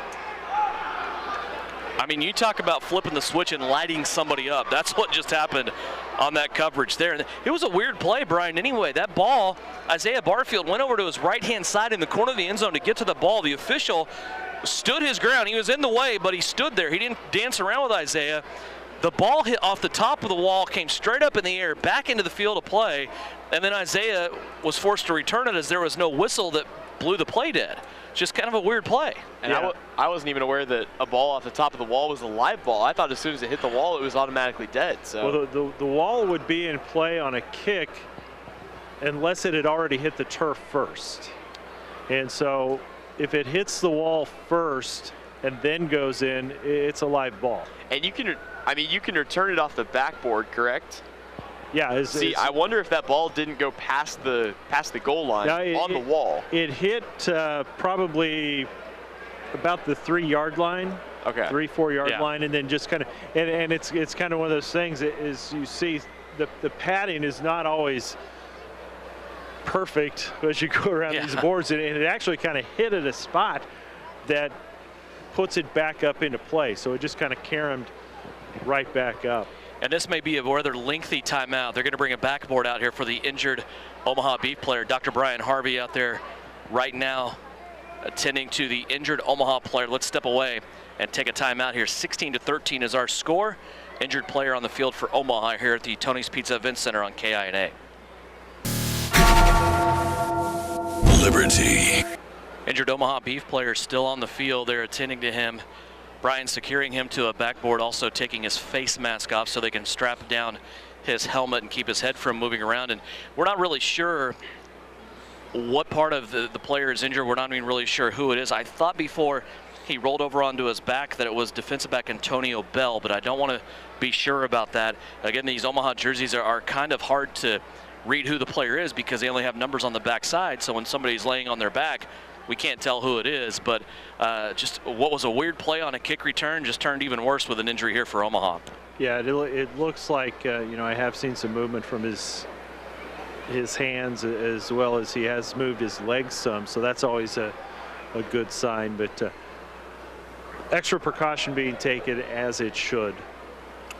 And of course, if you're going to get hurt, we never want to see anybody get injured. But if you're going to get hurt, Salina's not a bad place to do it. I mean, the medical care that we have in this town with all the facilities, I mean, you can name them from top to bottom. It's second to none in medical care. We never ever worry about players being in the right hands because, again, Dr. Brian Harvey is the doctor here on staff for the Salina Liberty games, and all the facilities that they can go to if this guy needs care they're going to be top notch. So we don't ever worry about medical care here in Salina when we're playing at home. And now they have lifted the injured player up, and they're going to take him, I'm sure, for further evaluation as an ambulance will wait outside. Yeah, and I guess this is the one thing that surprises me, that they are kind of carrying him on the backboard by hand instead of having a cart here in order to hopefully take him off from that standpoint. But as you said, Dr. Brian Harvey does an outstanding job, and thoughts and prayers go to the player as well as the entire organization of Omaha. And we always talk about some of the things in the CIF that can be a little subpar, a little semi-pro, and that kind of thing. But really, I mean, the medical attention that these guys get is top-notch. I mean, it's professional grade, and that's something that is really good to see, especially at a level like this. So now, ultimately, that penalty will still be assessed, and I think the White Hats are about to give that call here.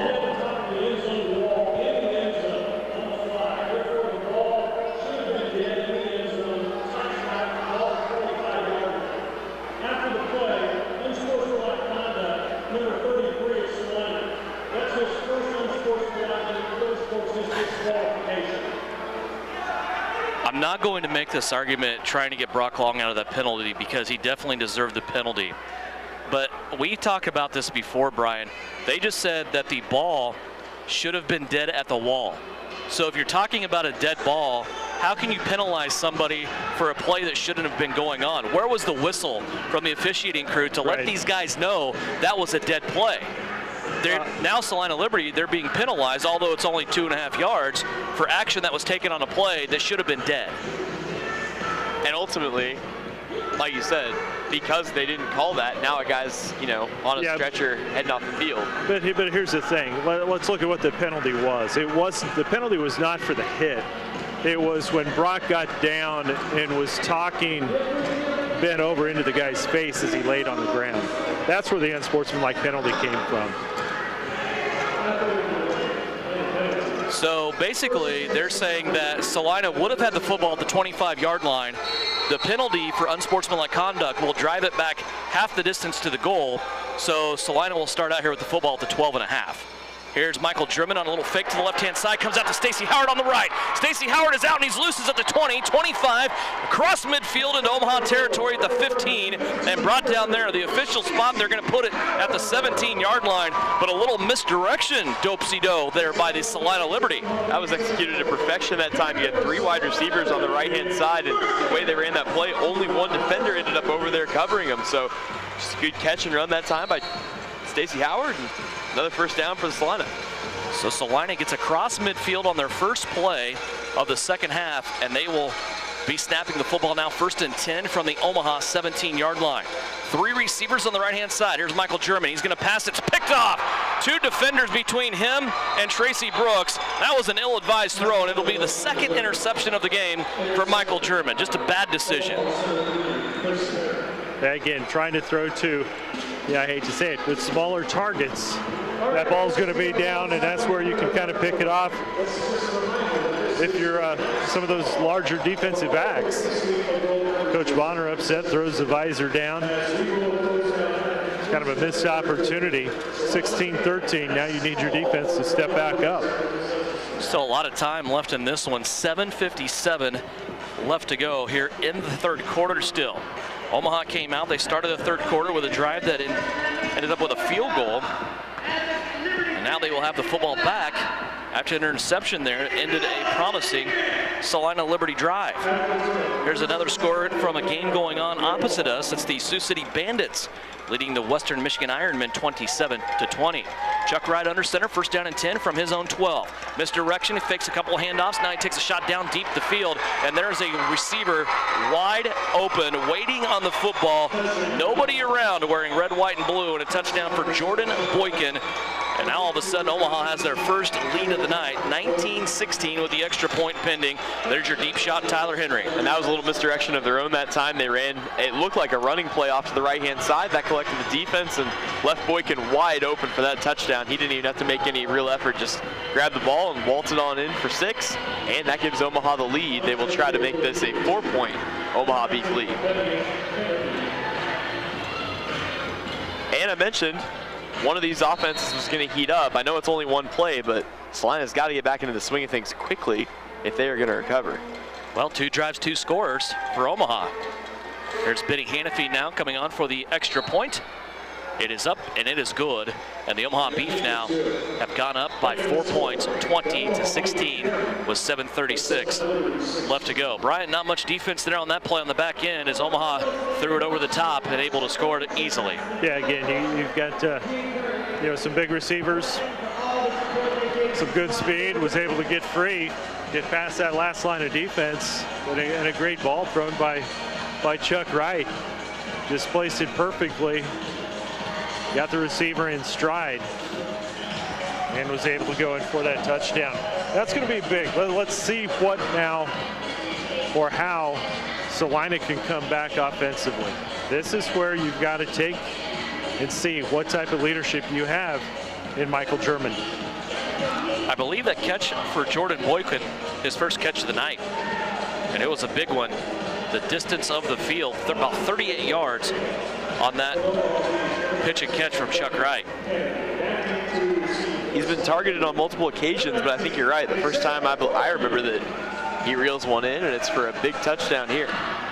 One thing that's impressive about what Omaha is able to do, and I know we mentioned it earlier in the game, but if you're just tuning in or if you haven't heard, this is an Omaha Beef team that is without their starting quarterback and their starting running back, a running back who has won Offensive Player of the Game awards this season. So it just kind of shows the depth and the determination of this Omaha Beef team and kind of some of the things that they can do. Isaiah Barfield back deep, waiting on the kick from Benny Hanafy. Isaiah standing 5 yards deep in his own end zone. Here's a sidewinding kick that will go to Barfield, 5 yards deep. Here he comes out to the 5, gets to the 15, looking for a crease. There's a wall of Omaha players there, and Isaiah taken up against the wall and out of bounds there at about the 23-yard line, but he made it across the midfield stripe into Omaha territory. Good field position here for the Salina Liberty as they try to recover now after that interception that eventually led to 7 points for the Omaha Beef. German's got gets the directions from Coach Bonner. He looked a little bit more determined coming out for this series of plays. Well, the night as a whole just has not been good for Michael German. This is not the quarterback that we saw 2 weeks ago in Albuquerque. He's looked a little nervous, looked inaccurate.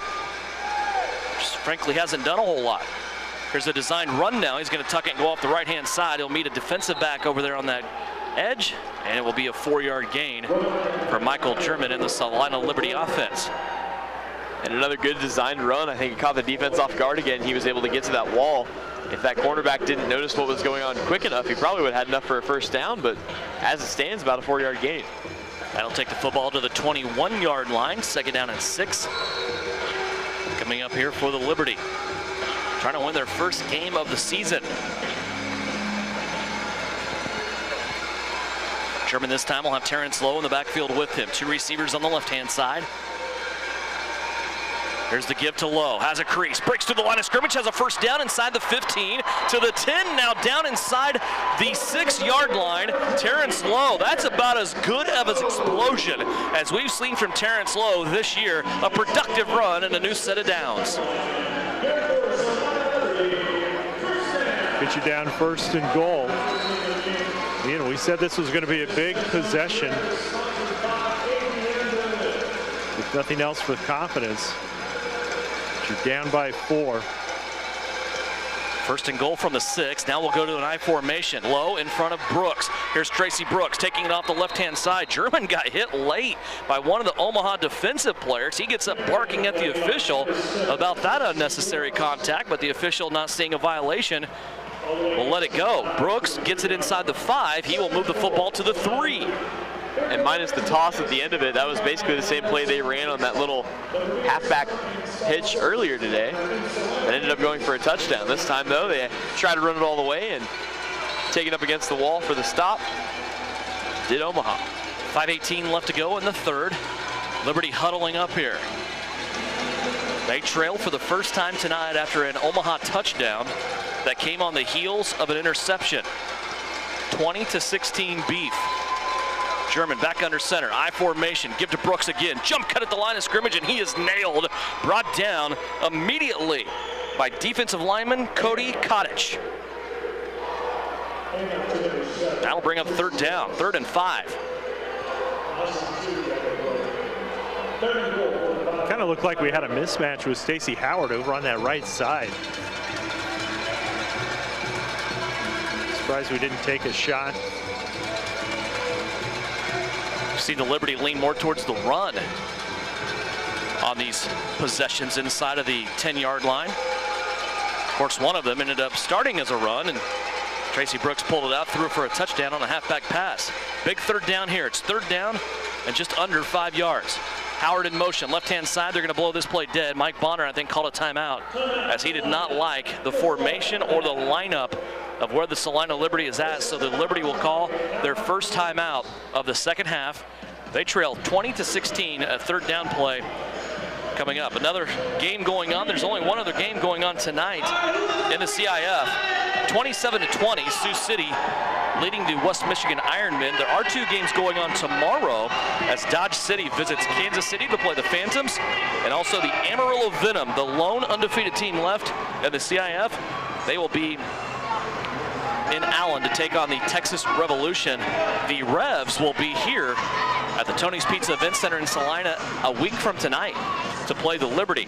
So not a drastic short week, but playing a Sunday afternoon game, then hitting the road to come here to Salina next week for the Texas Revolution. We look forward to seeing the Revolution. Yeah, that's a Texas team that looked primed to make a run at the championship early on in the season, but as you said, they're on a 2-game skid. Now they got to play the only undefeated team left in the league. It'll be interesting to see how they come in here to Salina and what their record is and kind of some of the things they've been doing. Texas Revolution, always one of those teams contending for a championship. That is, of course, if you can get Omaha out of there, or excuse me, not Omaha, Wichita, who seems somehow to get in there every year. Great job Parco Martinez does with that group in Wichita. 20-16, here's a big 3rd down play for the Liberty. They're going to stop it. Flags will fly here. As the official on the far side comes in, he's going to say procedure. 5-yard penalty against the Liberty. Now they're 3rd down and 5. That's mustered to a 3rd down and 10. More room to work with in the end zone. And I just love the placement of the football, too. The football was inside of the 5. You get a 5-yard penalty. Now it's outside of the 10. Was it a 6-yard penalty? Apparently. It's the little things. Yeah.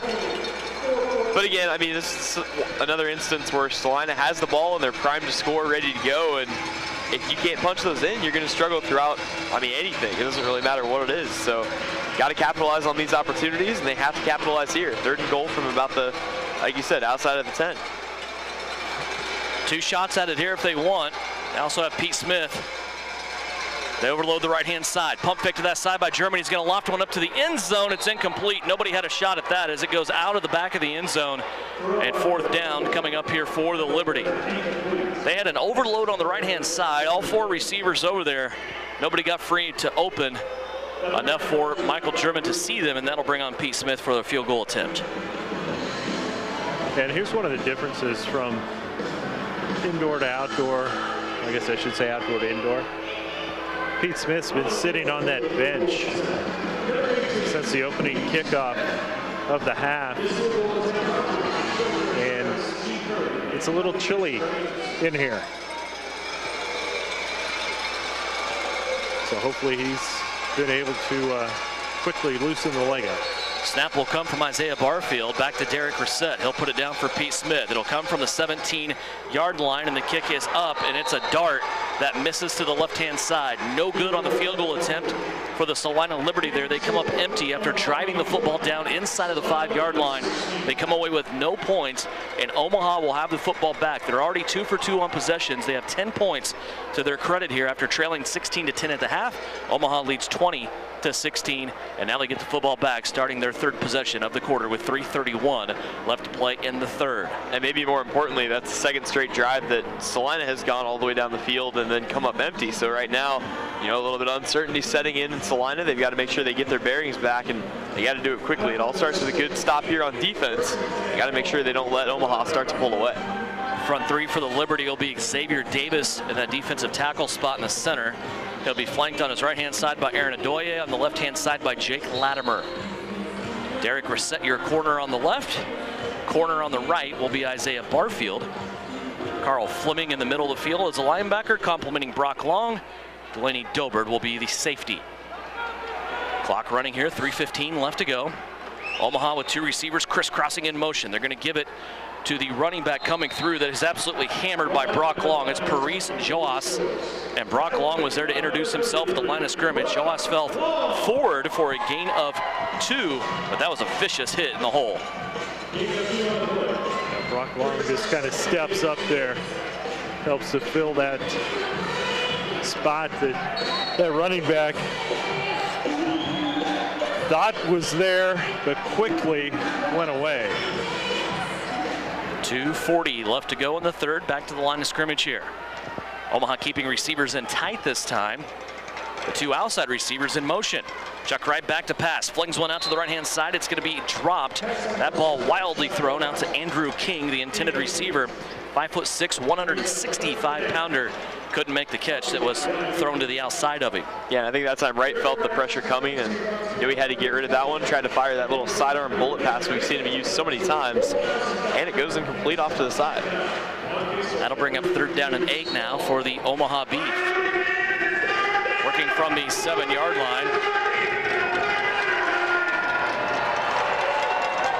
They need to get it out and across the 15. Empty backfield this time, right in the shotgun. See if he can buy some extra time. Drops back to pass. Throws it over the middle of the field. Has the 1st down. Big pass that time. Coming to Jordan Boykin again. And Boykin with that long touchdown earlier. That's his 2nd catch of the half, and it'll move the chains for the Omaha Beef.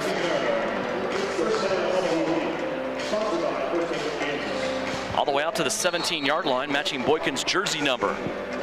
It seemed like on every single play in that first half, somebody from Salina's front 3 was getting back to the quarterback. But right now, a little bit more time being bought for Chuck Wright, and that's really enabling him to work. Again, empty backfield, Wright in the shotgun. 4 wide receivers. Here comes Wright stepping up to throw. Puts it over the right-hand hash mark towards the wall. And a diving attempt by Boykin. He can't get there. Covered well by Isaiah Barfield. So Salina now defending 2nd and 10. Got to make sure you stop Omaha here. Like I said, you definitely do not want Omaha to start to pull away at all. Closing minute of the 3rd quarter. 45 seconds left to go.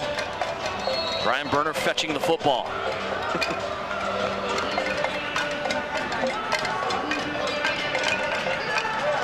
Chuck Wright has been able to take some deep shots here in this 2nd half. They're protecting him better than what they did in the 1st half.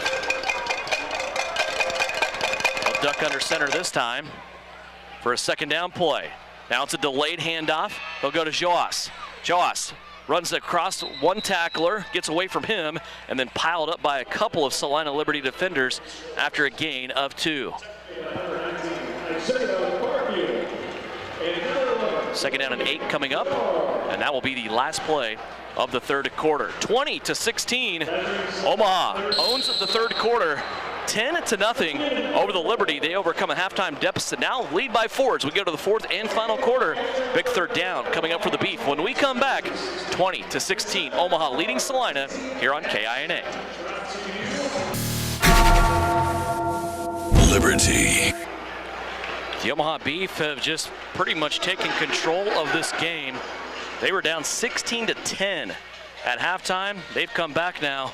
Went on a 10-0 run, Tyler, in this 3rd quarter, and they lead 20-16 with the football as we're ready to start the final quarter of action. Yeah, coming into that 3rd quarter, I said one of these teams is going to pick up a little bit of offensive consistency, and I think Omaha has finally found that. The biggest thing has been the blocking up front. So far in the 1st half, Salina was able to get a lot of pressure on the quarterback, but since then, they've been able to give Chuck Wright some time, and that's allowed him to do a lot of good things for Omaha. Still in Sioux City, the Bandits lead the Ironmen of West Michigan 27-20. Those are the only 2 games tonight. This one here and that one in Sioux City. Brian Berner, your thoughts on the 3rd quarter? 15 minutes of missed opportunities. Yeah.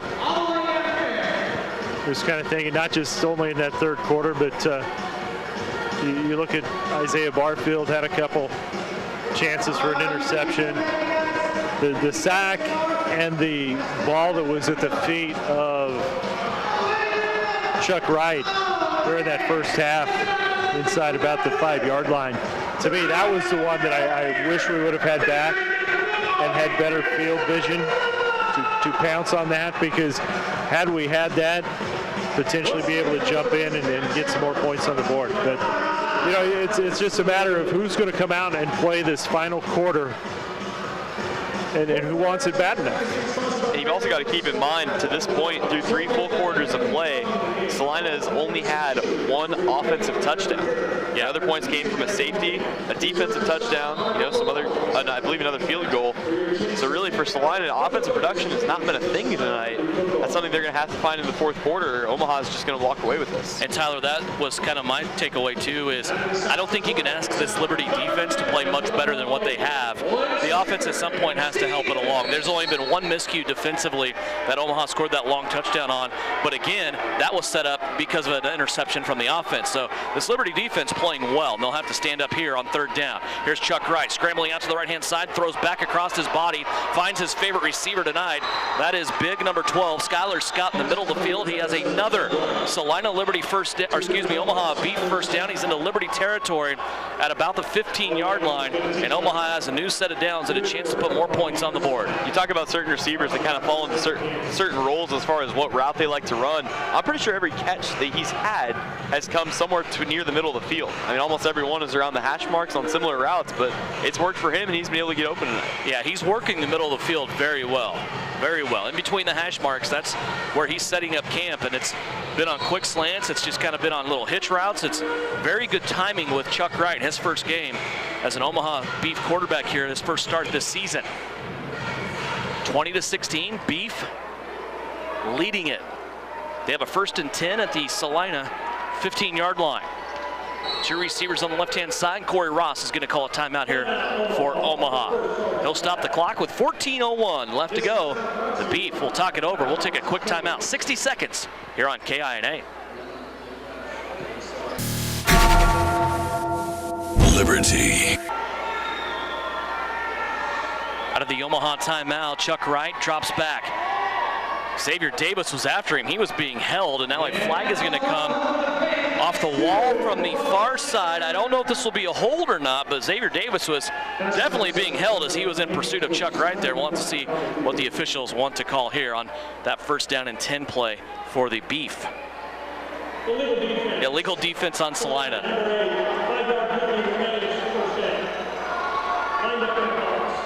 Brian, we've gotten to a point, at least during our Liberty games, I mean, that's all we see. We don't see other teams play, obviously, but we've gotten to a point throughout the whole body of work this season, I don't know that holding exists in this league anymore.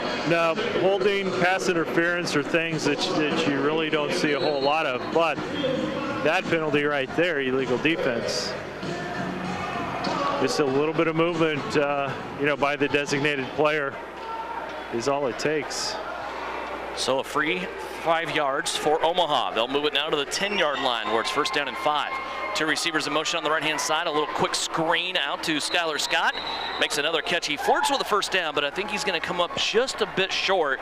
And this will be 2nd down and 1 from the 6 coming up for Omaha. 13:24 left to go. A 4-point Beef lead. They're looking to expand. I'm not sure what Skylar Scott was doing that time. He caught the ball on the sideline. There were 2 Liberty defenders in front of him and one of his own players. And I guess he decided he wanted to go where his player was because he shoved his player off, and that let Salina just come in to make the tackle. Kind of a strange little series of events there, but either way, it's going to be 2nd and 1, maybe a little bit shorter than 1 for Omaha. Arrington Jenkins Jr. will come in. He will replace Carl Fleming. That means Jake Latimer now will step back and play linebacker with Brock Long. Liberty, desperate need of a stop here. It'll be tough, though, as Omaha looking at a 2nd and 1 from the 6. They can get a new set of downs here before they score. Chuck Wright will duck under center. He has an I formation with a big defensive lineman behind him again, and this time this is read perfectly by Xavier Davis. We saw Antonio Ficklin score on this same play in the 1st half. That time, Xavier Davis and company having no part of it. Big loss of 3.5, that time by Omaha. Xavier Davis, great job being able to penetrate, but then get the pursuit coming in. It's always nice to see when you can tackle for a loss, but then you've got that tackle coming in from behind like that. And Ficklin in there, he's a defensive lineman right now, running like a run linebacker, 270 pounds, and he'll stay in there in this I formation. Chuck Wright with a 3rd down and 3. Fake this time to Ficklin. He's going to put a lollipop in the end zone. It's overthrown over the back wall and incomplete. Nobody had a chance from Omaha to get to that football, and that'll bring up 4th down. About a foot higher, that thing would have probably sailed through the uprights back a good 5 yards behind the back wall. Not really sure where that pass was, but big play, big 4th down coming up here for Salina. We'll see what Omaha wants to do. Benny Hanafy will come in for the Omaha Beef. He'll try to make this a 7-point Beef lead. Right now they're up 20-16, so they're going to try to get a full touchdown spread here on a 23-yard field goal attempt by Benny Hanafy. Placement down by Julius Record, and the kick is up, and it is right down the center in between the uprights. So a 7-point lead with 11-11 left to go in this contest, and not an ideal outlook there for the Salina Liberty defense, but they did stiffen up and only allow 3. And again, I mean, we've talked about it all throughout this game. At some point, you can't really ask your defense for much more than what Salina's been able to do. There have been several times where it looked like Omaha was primed and ready to go in for a touchdown, and they've held them to 3 or even got a turnover, but the offense just has not been producing. That's going to have to change. Yeah, now's the time you've got to get a good drive in. I mean, I hate to say it, but is it too much to ask Isaiah to just run one all the way back? Well, I know he's capable, but I know it's scary. You and I are on the same brainwave on this, but I was just thinking it's been a while since we've seen Isaiah house one. He did 2 weeks ago in Duke City, but that was on a defensive interception that he was able to take one. Also, the opening kickoff he took back. So, is it too much to ask Isaiah to do one every game? Probably, but I still like to see it. I was going to say, I mean, you can still ask. It's the best in the business. I mean, why not? He's had some strange kicks too. I mean, if they kick one straight to him and it's a normal return, you get the feeling he might be able to bust one out. But when you have the best in the league back there returning kicks, I think you have to have a game plan for him. And I think Omaha's done a good job with that tonight. The one that they did kick away to him, one of the few, he returned back past the 25-yard line. So he's a weapon. There's no doubt about that. He has been probably the one staple other than maybe Brock Long at linebacker in the 2 years for the Liberty that we have had, and then look forward to watching every single night out. Here's the kickoff. Hannafy will test Barfield. 5 yards deep. Here comes Isaiah. He'll bring it out. He's at the 5. Now he jump cuts back to the left. Little spin move at the 10. Makes it to the 14. They're trying to get the ball away from Isaiah. He has to grab onto it. He'll go down at the 15-yard line. So a good return there. Out to the 15 by the former Kansas Jayhawk, Isaiah Barfield. And that is where Michael German will come out with this Liberty offense. They need to get going here with 11 minutes left to go, trailing by just 7 points. You know, I know we haven't really talked about it too much this game, but if Omaha, and still a lot of football to be played, but if Omaha pulls this one out, player of the game might be Benny Hannafy. I mean, his impact kicking field goals and even some of the kickoffs that he's had, really the reason his team is on top right now. He or Skylar Scott? Absolutely, yep, one or the other. 23-16, here comes the Liberty. 1st and 10 from their own 15-yard line. They will have 4 wide receivers for Michael German. 3 of them on the left-hand side as 2 go in motion. Here's a fake of a screen. It comes back to Stacy Howard, who had an offensive lineman in his sidecar with him. And Brian, that was just bad spacing on that timing play there. Well, it was, and you know the spin move that German kind of made. It's as if he's going one direction, then kind of makes that backward spin, and it's almost as if the receiver had to do the same thing as the ball appeared to kind of be behind him. That'll bring up 2nd down and 10 after the incompletion. Clock continuing to run. 10:09 left to go in this game. It's a touchdown lead for Omaha. German this time has a running back to his left-hand side. It's Ed Smith. German rips one over the middle of the field. There to catch it is Tracy Brooks. Tracy to the 22. Now they're trying to get the ball out from him, and Tracy will get it free and get 2 more yards. And now there's a punch thrown by Omaha in front of the benches as Tracy Brooks and an Omaha defender got up, and the defender looked like he threw a little haymaker in there. That defender was Deshaun Dinwiddie. And after the play was kind of blown dead, then Dinwiddie pushed Brooks into the boards. Brooks did come back. I would say that it appeared Brooks made the first contact and Dinwiddie's was more of the retaliation. Of course, when you say Deshaun Dinwiddie, it's former Salina Liberty linebacker Deshaun Dinwiddie. He was cut by Salina, found a home in Omaha, and a committee of Zebras still going over this penalty. They haven't made a call yet. Yeah, and it was kind of interesting that those guys were going over it. The white hat wasn't even involved in the conversation. I noticed that too. I thought that was strange as well, and finally he comes in and breaks it up.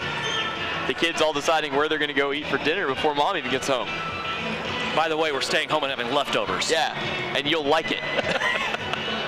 Honestly, we've seen Tracy Brooks pull that Houdini act before where it looks like he's about to go down to the ground and then poof, all of a sudden he just vanishes and gets another 5 or 6 yards. It worked that time, and I think much to the frustration and dismay of Deshaun Dinwiddie, who's now over there pleading his case with the official.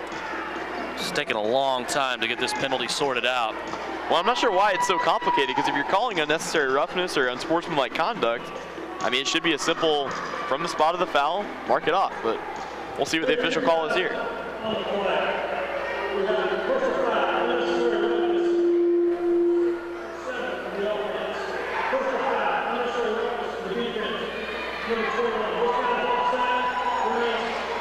So it's one of those classic penalties that is not a penalty because they called personal foul on Tracy Brooks, personal foul on Deshaun Dinwiddie, they offset. So even though you did something wrong, there's no consequences. You both go to your room. Without the leftovers. Yeah. So that play is going to stand by Tracy Brooks. It'll bring up a 3rd down and 2. Liberty have to get across the midfield stripe. Here's a fake to Brooks, a face mask on Michael German that's going to go unflagged, and he's still going to plunge ahead and get a 1st down here. Boy, how you miss a quarterback's helmet, take a severe dive to the ground, and not call a face mask, I have no idea, but good job on Michael German that time to keep that play moving. Got across the 25-yard line, and you see Coach Bonner, and they're yelling at his quarterback to cut out the extracurricular stuff after the play and get back to the huddle. Well, boy, and he threw a stiff arm that I think would have shaken a lot of players that time. That's the only reason he got up for the 1st down. Trailing by 7, Liberty with a new set of downs here. They're in midfield, 1st down and 10. German, designed run play, has Terrence Lowe out in front of him. Lowe couldn't get the block laid down as the defender did a really good job getting him around him. Good props that time to Paul Dodson for the Omaha Beef. He avoided Terrence Lowe and was able to come in and make that tackle and hold German to just a 6-yard gain. But here's the thing, if you can go ahead, get the defense to commit to one side, and you've got the opportunity as a quarterback to rush and get 4, 5, 6 yards at a time, why not take it? Absolutely. 8:34 left to go. It's been a low-scoring, tight ball game all the way through. The biggest lead has been 9, and that was by the Liberty early on when it was 9-0. Here's an end-around play to Brooks. He gets tripped up at the line of scrimmage, and he will get nothing out of this play. It'll bring up a 3rd down and 4. To this point, Omaha has really done a pretty good job reading the running game of Salina, with the exception of a lot of these designed quarterback runs. It seems like every time they've got somebody right there on whoever the ball carrier is and are able to bring him down. So now 3rd down, and looks like 3, maybe 4 coming up for Liberty. Big 3rd down play here.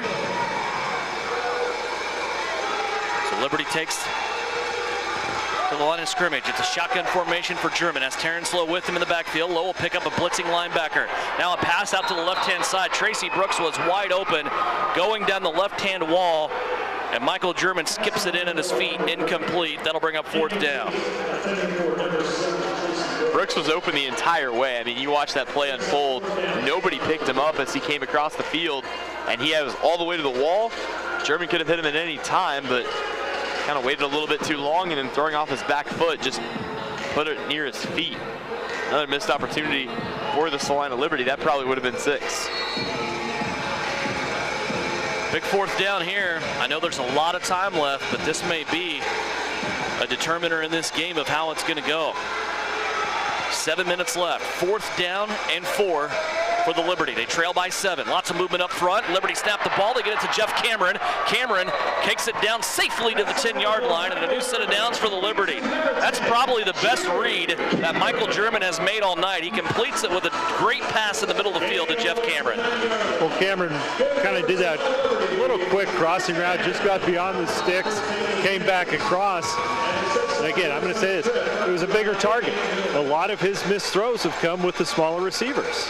Here's another attempt to go to Jeff Cameron. This ball gets deflected at the line of scrimmage, and if the defensive backs would have had their heads in the air, they probably could have gotten an easy interception on that, but it goes to the turf.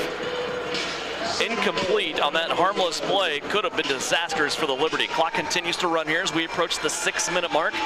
Liberty now with a 2nd down and goal from the 9. And I hate to sound like a broken record, we've said this all season long, but man, anytime the Liberty gets the ball inside the 10-yard line, that seems to be the Achilles heel. Just punching it in for 6 has been a struggle. They've got to find a way to do it here.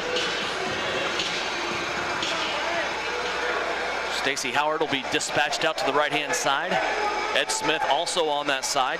Jeff Cameron, Terrence Lowe to the left-hand side. The slot receiver's in motion. Here's the fake to Smith. German's going to take off after the fake gets to the 5. Inside the final, dances way into the end zone for a touchdown. What a great execution of a quarterback keeper. A lot of misdirection on that play. And the Salina Liberty get it in on a quarterback run from 9 yards out for Michael German. And German was able to get a nice block. A lot of good things happened in front of Michael German, and he was able to just move his way all the way up to the right side, right next to the wall, and waltz his way into the end zone for a touchdown. And maybe his best pass of the night was up in the middle section there to some fans. He let that ball fly. It's the advantage of having the quarterback score. Here's a snap that's high from Isaiah Barfield, but Derek Reset gets it down, and P. Smith puts it through. We are tied with 5 minutes and 36 seconds left to go.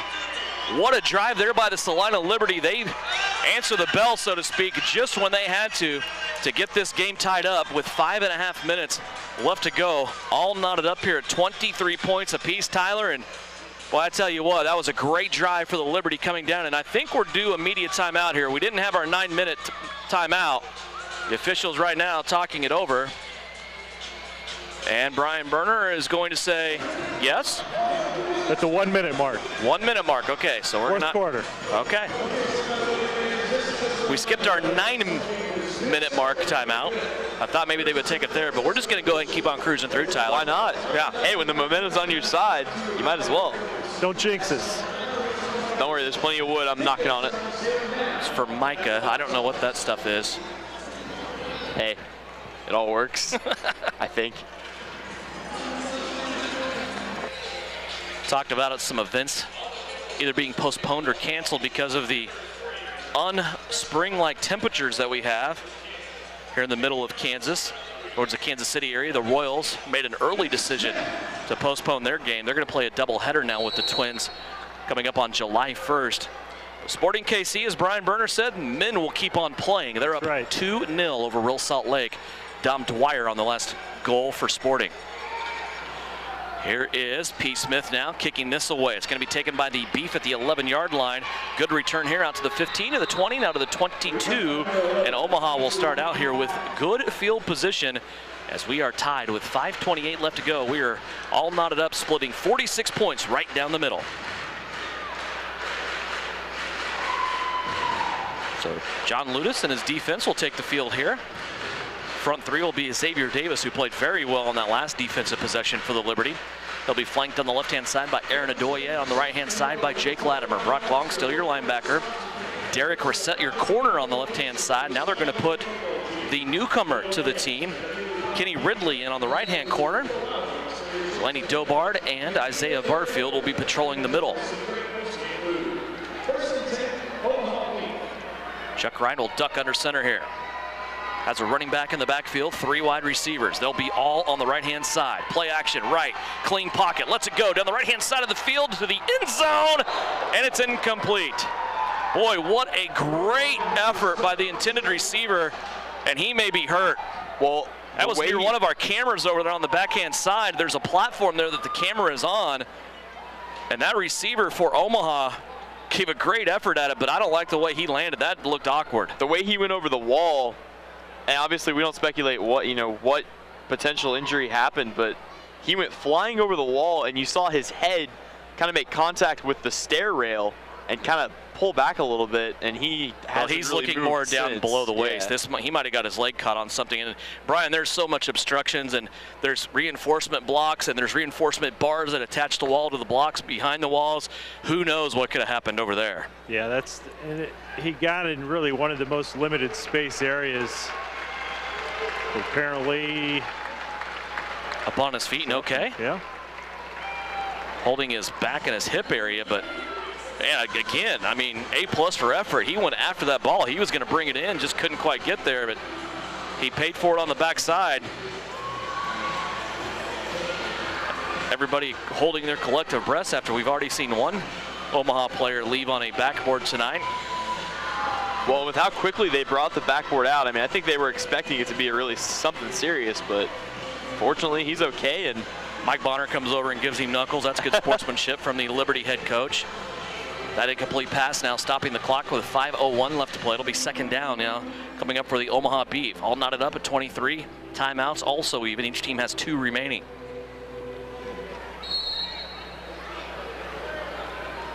Chuck Wright will have a lone running back once again. 3 wide receivers.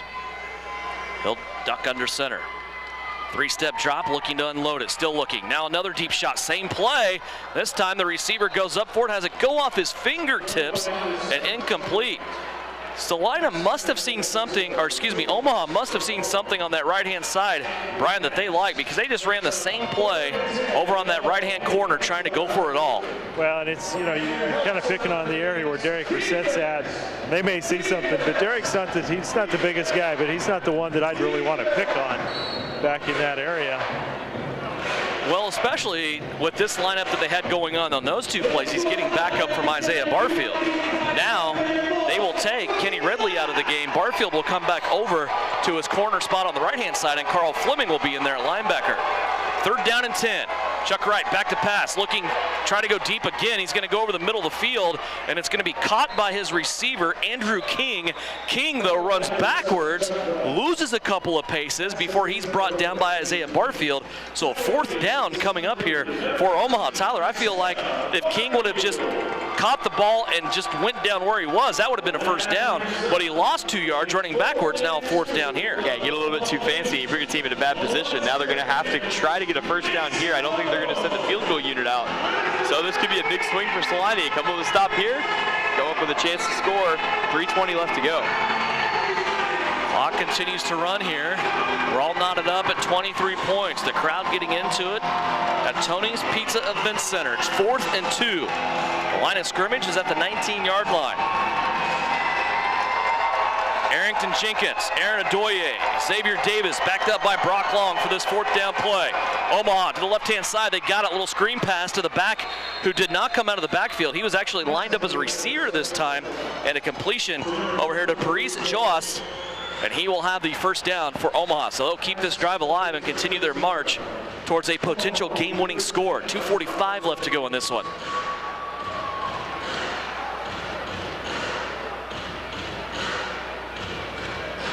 So more things happening for Omaha here. They're continuing to try to push it up the field, and they get a 1st down. That was a big, quick pitch out to the side. And now within striking distance. To the 13-yard line in Salina territory.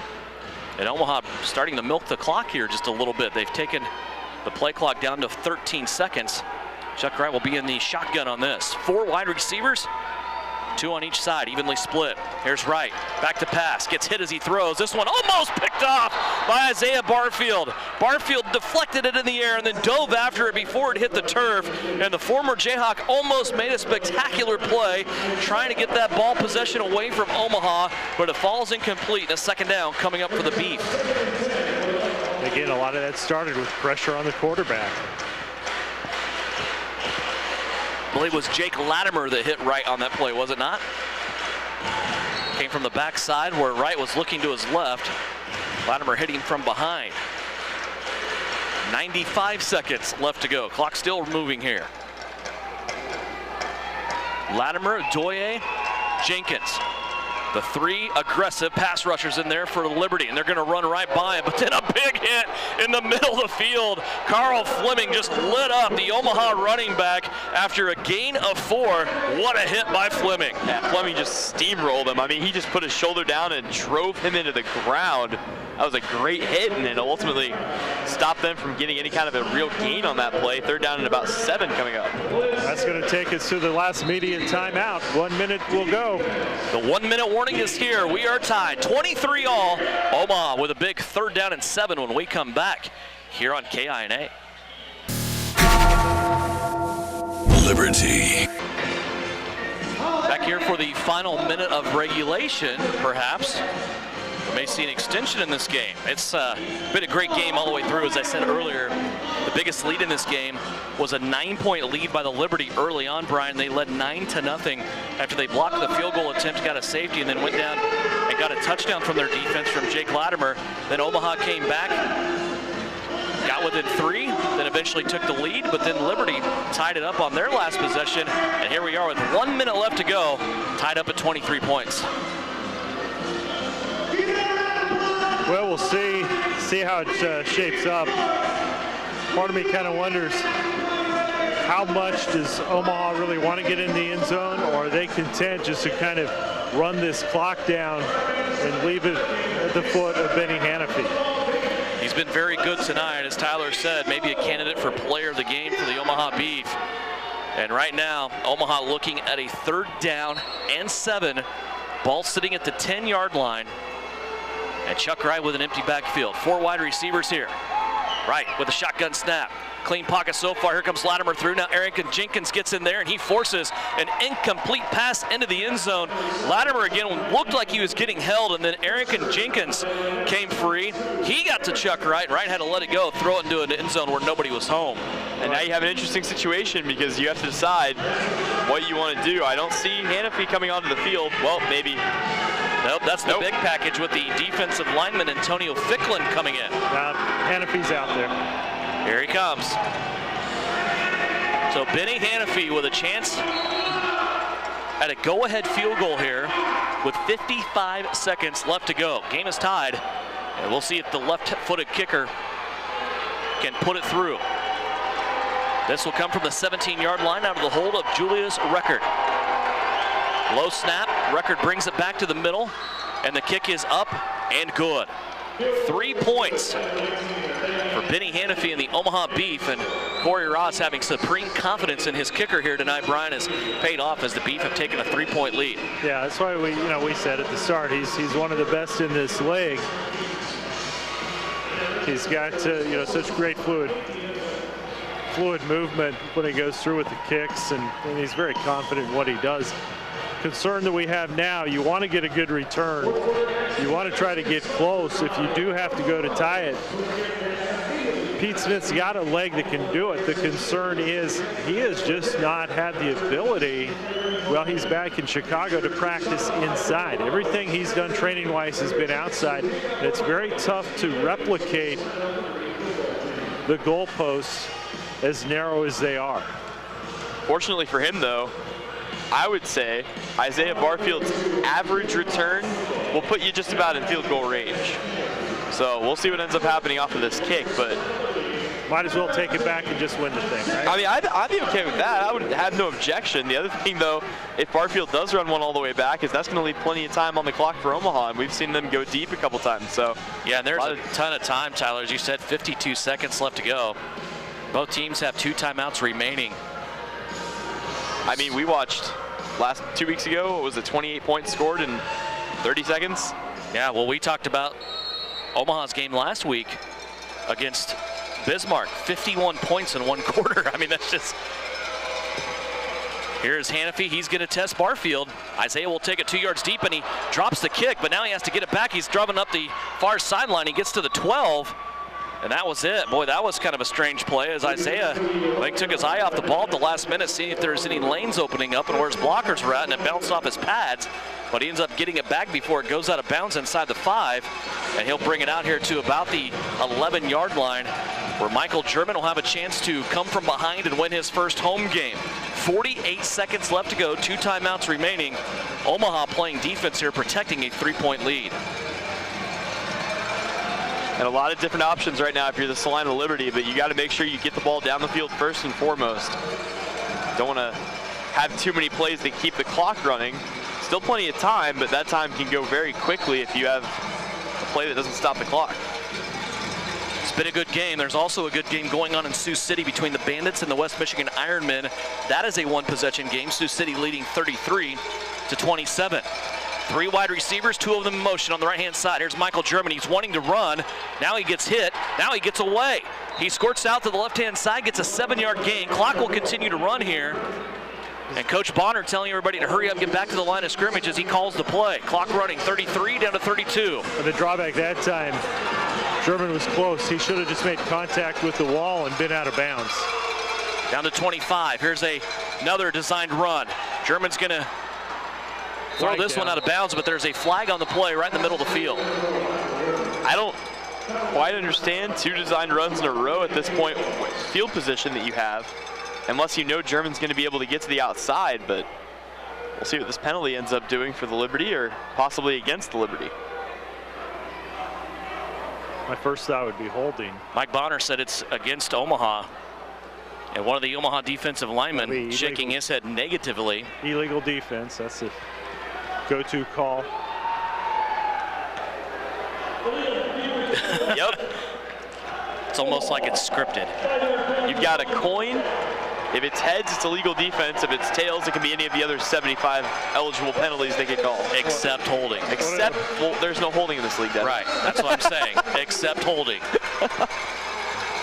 So this will put the football for the Liberty out to the 22.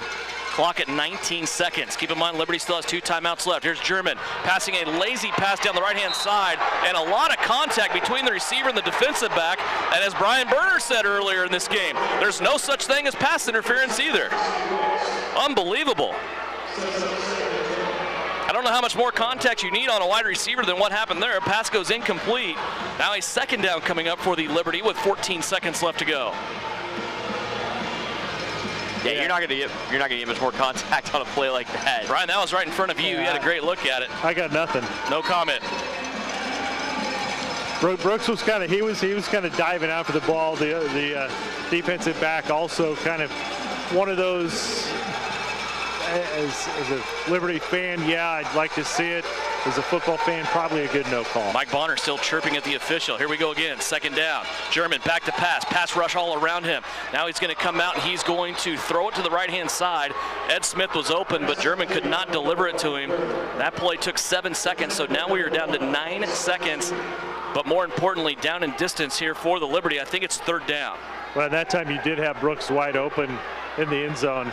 Had they checked the near receiver and come back. One thing that I would like to see Michael German do a little bit more is sit in the pocket, because it seems like any time he feels a little bit of pressure, he just rolls out to one side or the other, and that eliminates the other half of the field. 9 seconds left to go. This has to be a quick, productive play for the Liberty. Slot receivers in motion. Michael German back to pass. Pump fakes. Now he's hit twice. He lets the ball go to the right-hand side as he's falling down, and 3 seconds remain, and this has to be a field goal attempt, I would assume. It's going to be a long field goal, and I don't know if Mike Bonner feels comfortable bringing his kicker out or not. He's going to take a timeout here and see. I think you've almost got to try to kick it. I was just about to say, but after the last couple offensive plays, do you really have confidence in your offense either? I mean, this last drive here for the Liberty has just been atrocious. They get the ball with just under a minute left to go. They have made no progress whatsoever. As you said, starting off the possession with 2 designed quarterback runs. Well, and when you're not in great field position, one of the runs was supposed to go up the middle, which would have kept the clock running. So if that penalty hadn't come out and German would have gone down, there would be even less time on the clock. This play wouldn't even be happening right now. It almost seems like it turned into flag football for the most important drive of the game. Well, we don't want to second guess Coach Bonner, but those will be questions that we'll ask when we get a chance to visit with him after the game, if those were designed runs or if they were just checkoffs by the quarterback. 26-23. Still waiting on a decision here. And they're going to bring Pete Smith out to try to win this game. Now to tie the game. Sorry, tie, yes. I think it's which at this point I feel like would be a win. Well, yeah, I think it's the only call you can really make, because as Tyler has mentioned, you know, the way the offense has been going, and give credit to Omaha defensively for kind of taking some of the options away. The placement of the kick by Derek Reset will come at the 15-yard line. This will be a 43-yard attempt to try to tie the game. Good snap by Barfield. Back to Reset. Pete Smith puts his foot into it, and it sails to the left. Omaha is going to win this game as they will get the football back here. And actually, they're going to say ball game over. The clock still showed 3 seconds, which it never started. But the lead official comes in and says that is the end of this game. 26-23, the final score. Quick timeout when we come back. Coach Mike Bonner will join Brian Berner on the field. That's after this. 26-23, Omaha wins it over Salina on KINA. Liberty. Let's go down on the field. Here's Brian Berner. Coach, tough ball game, 26-23.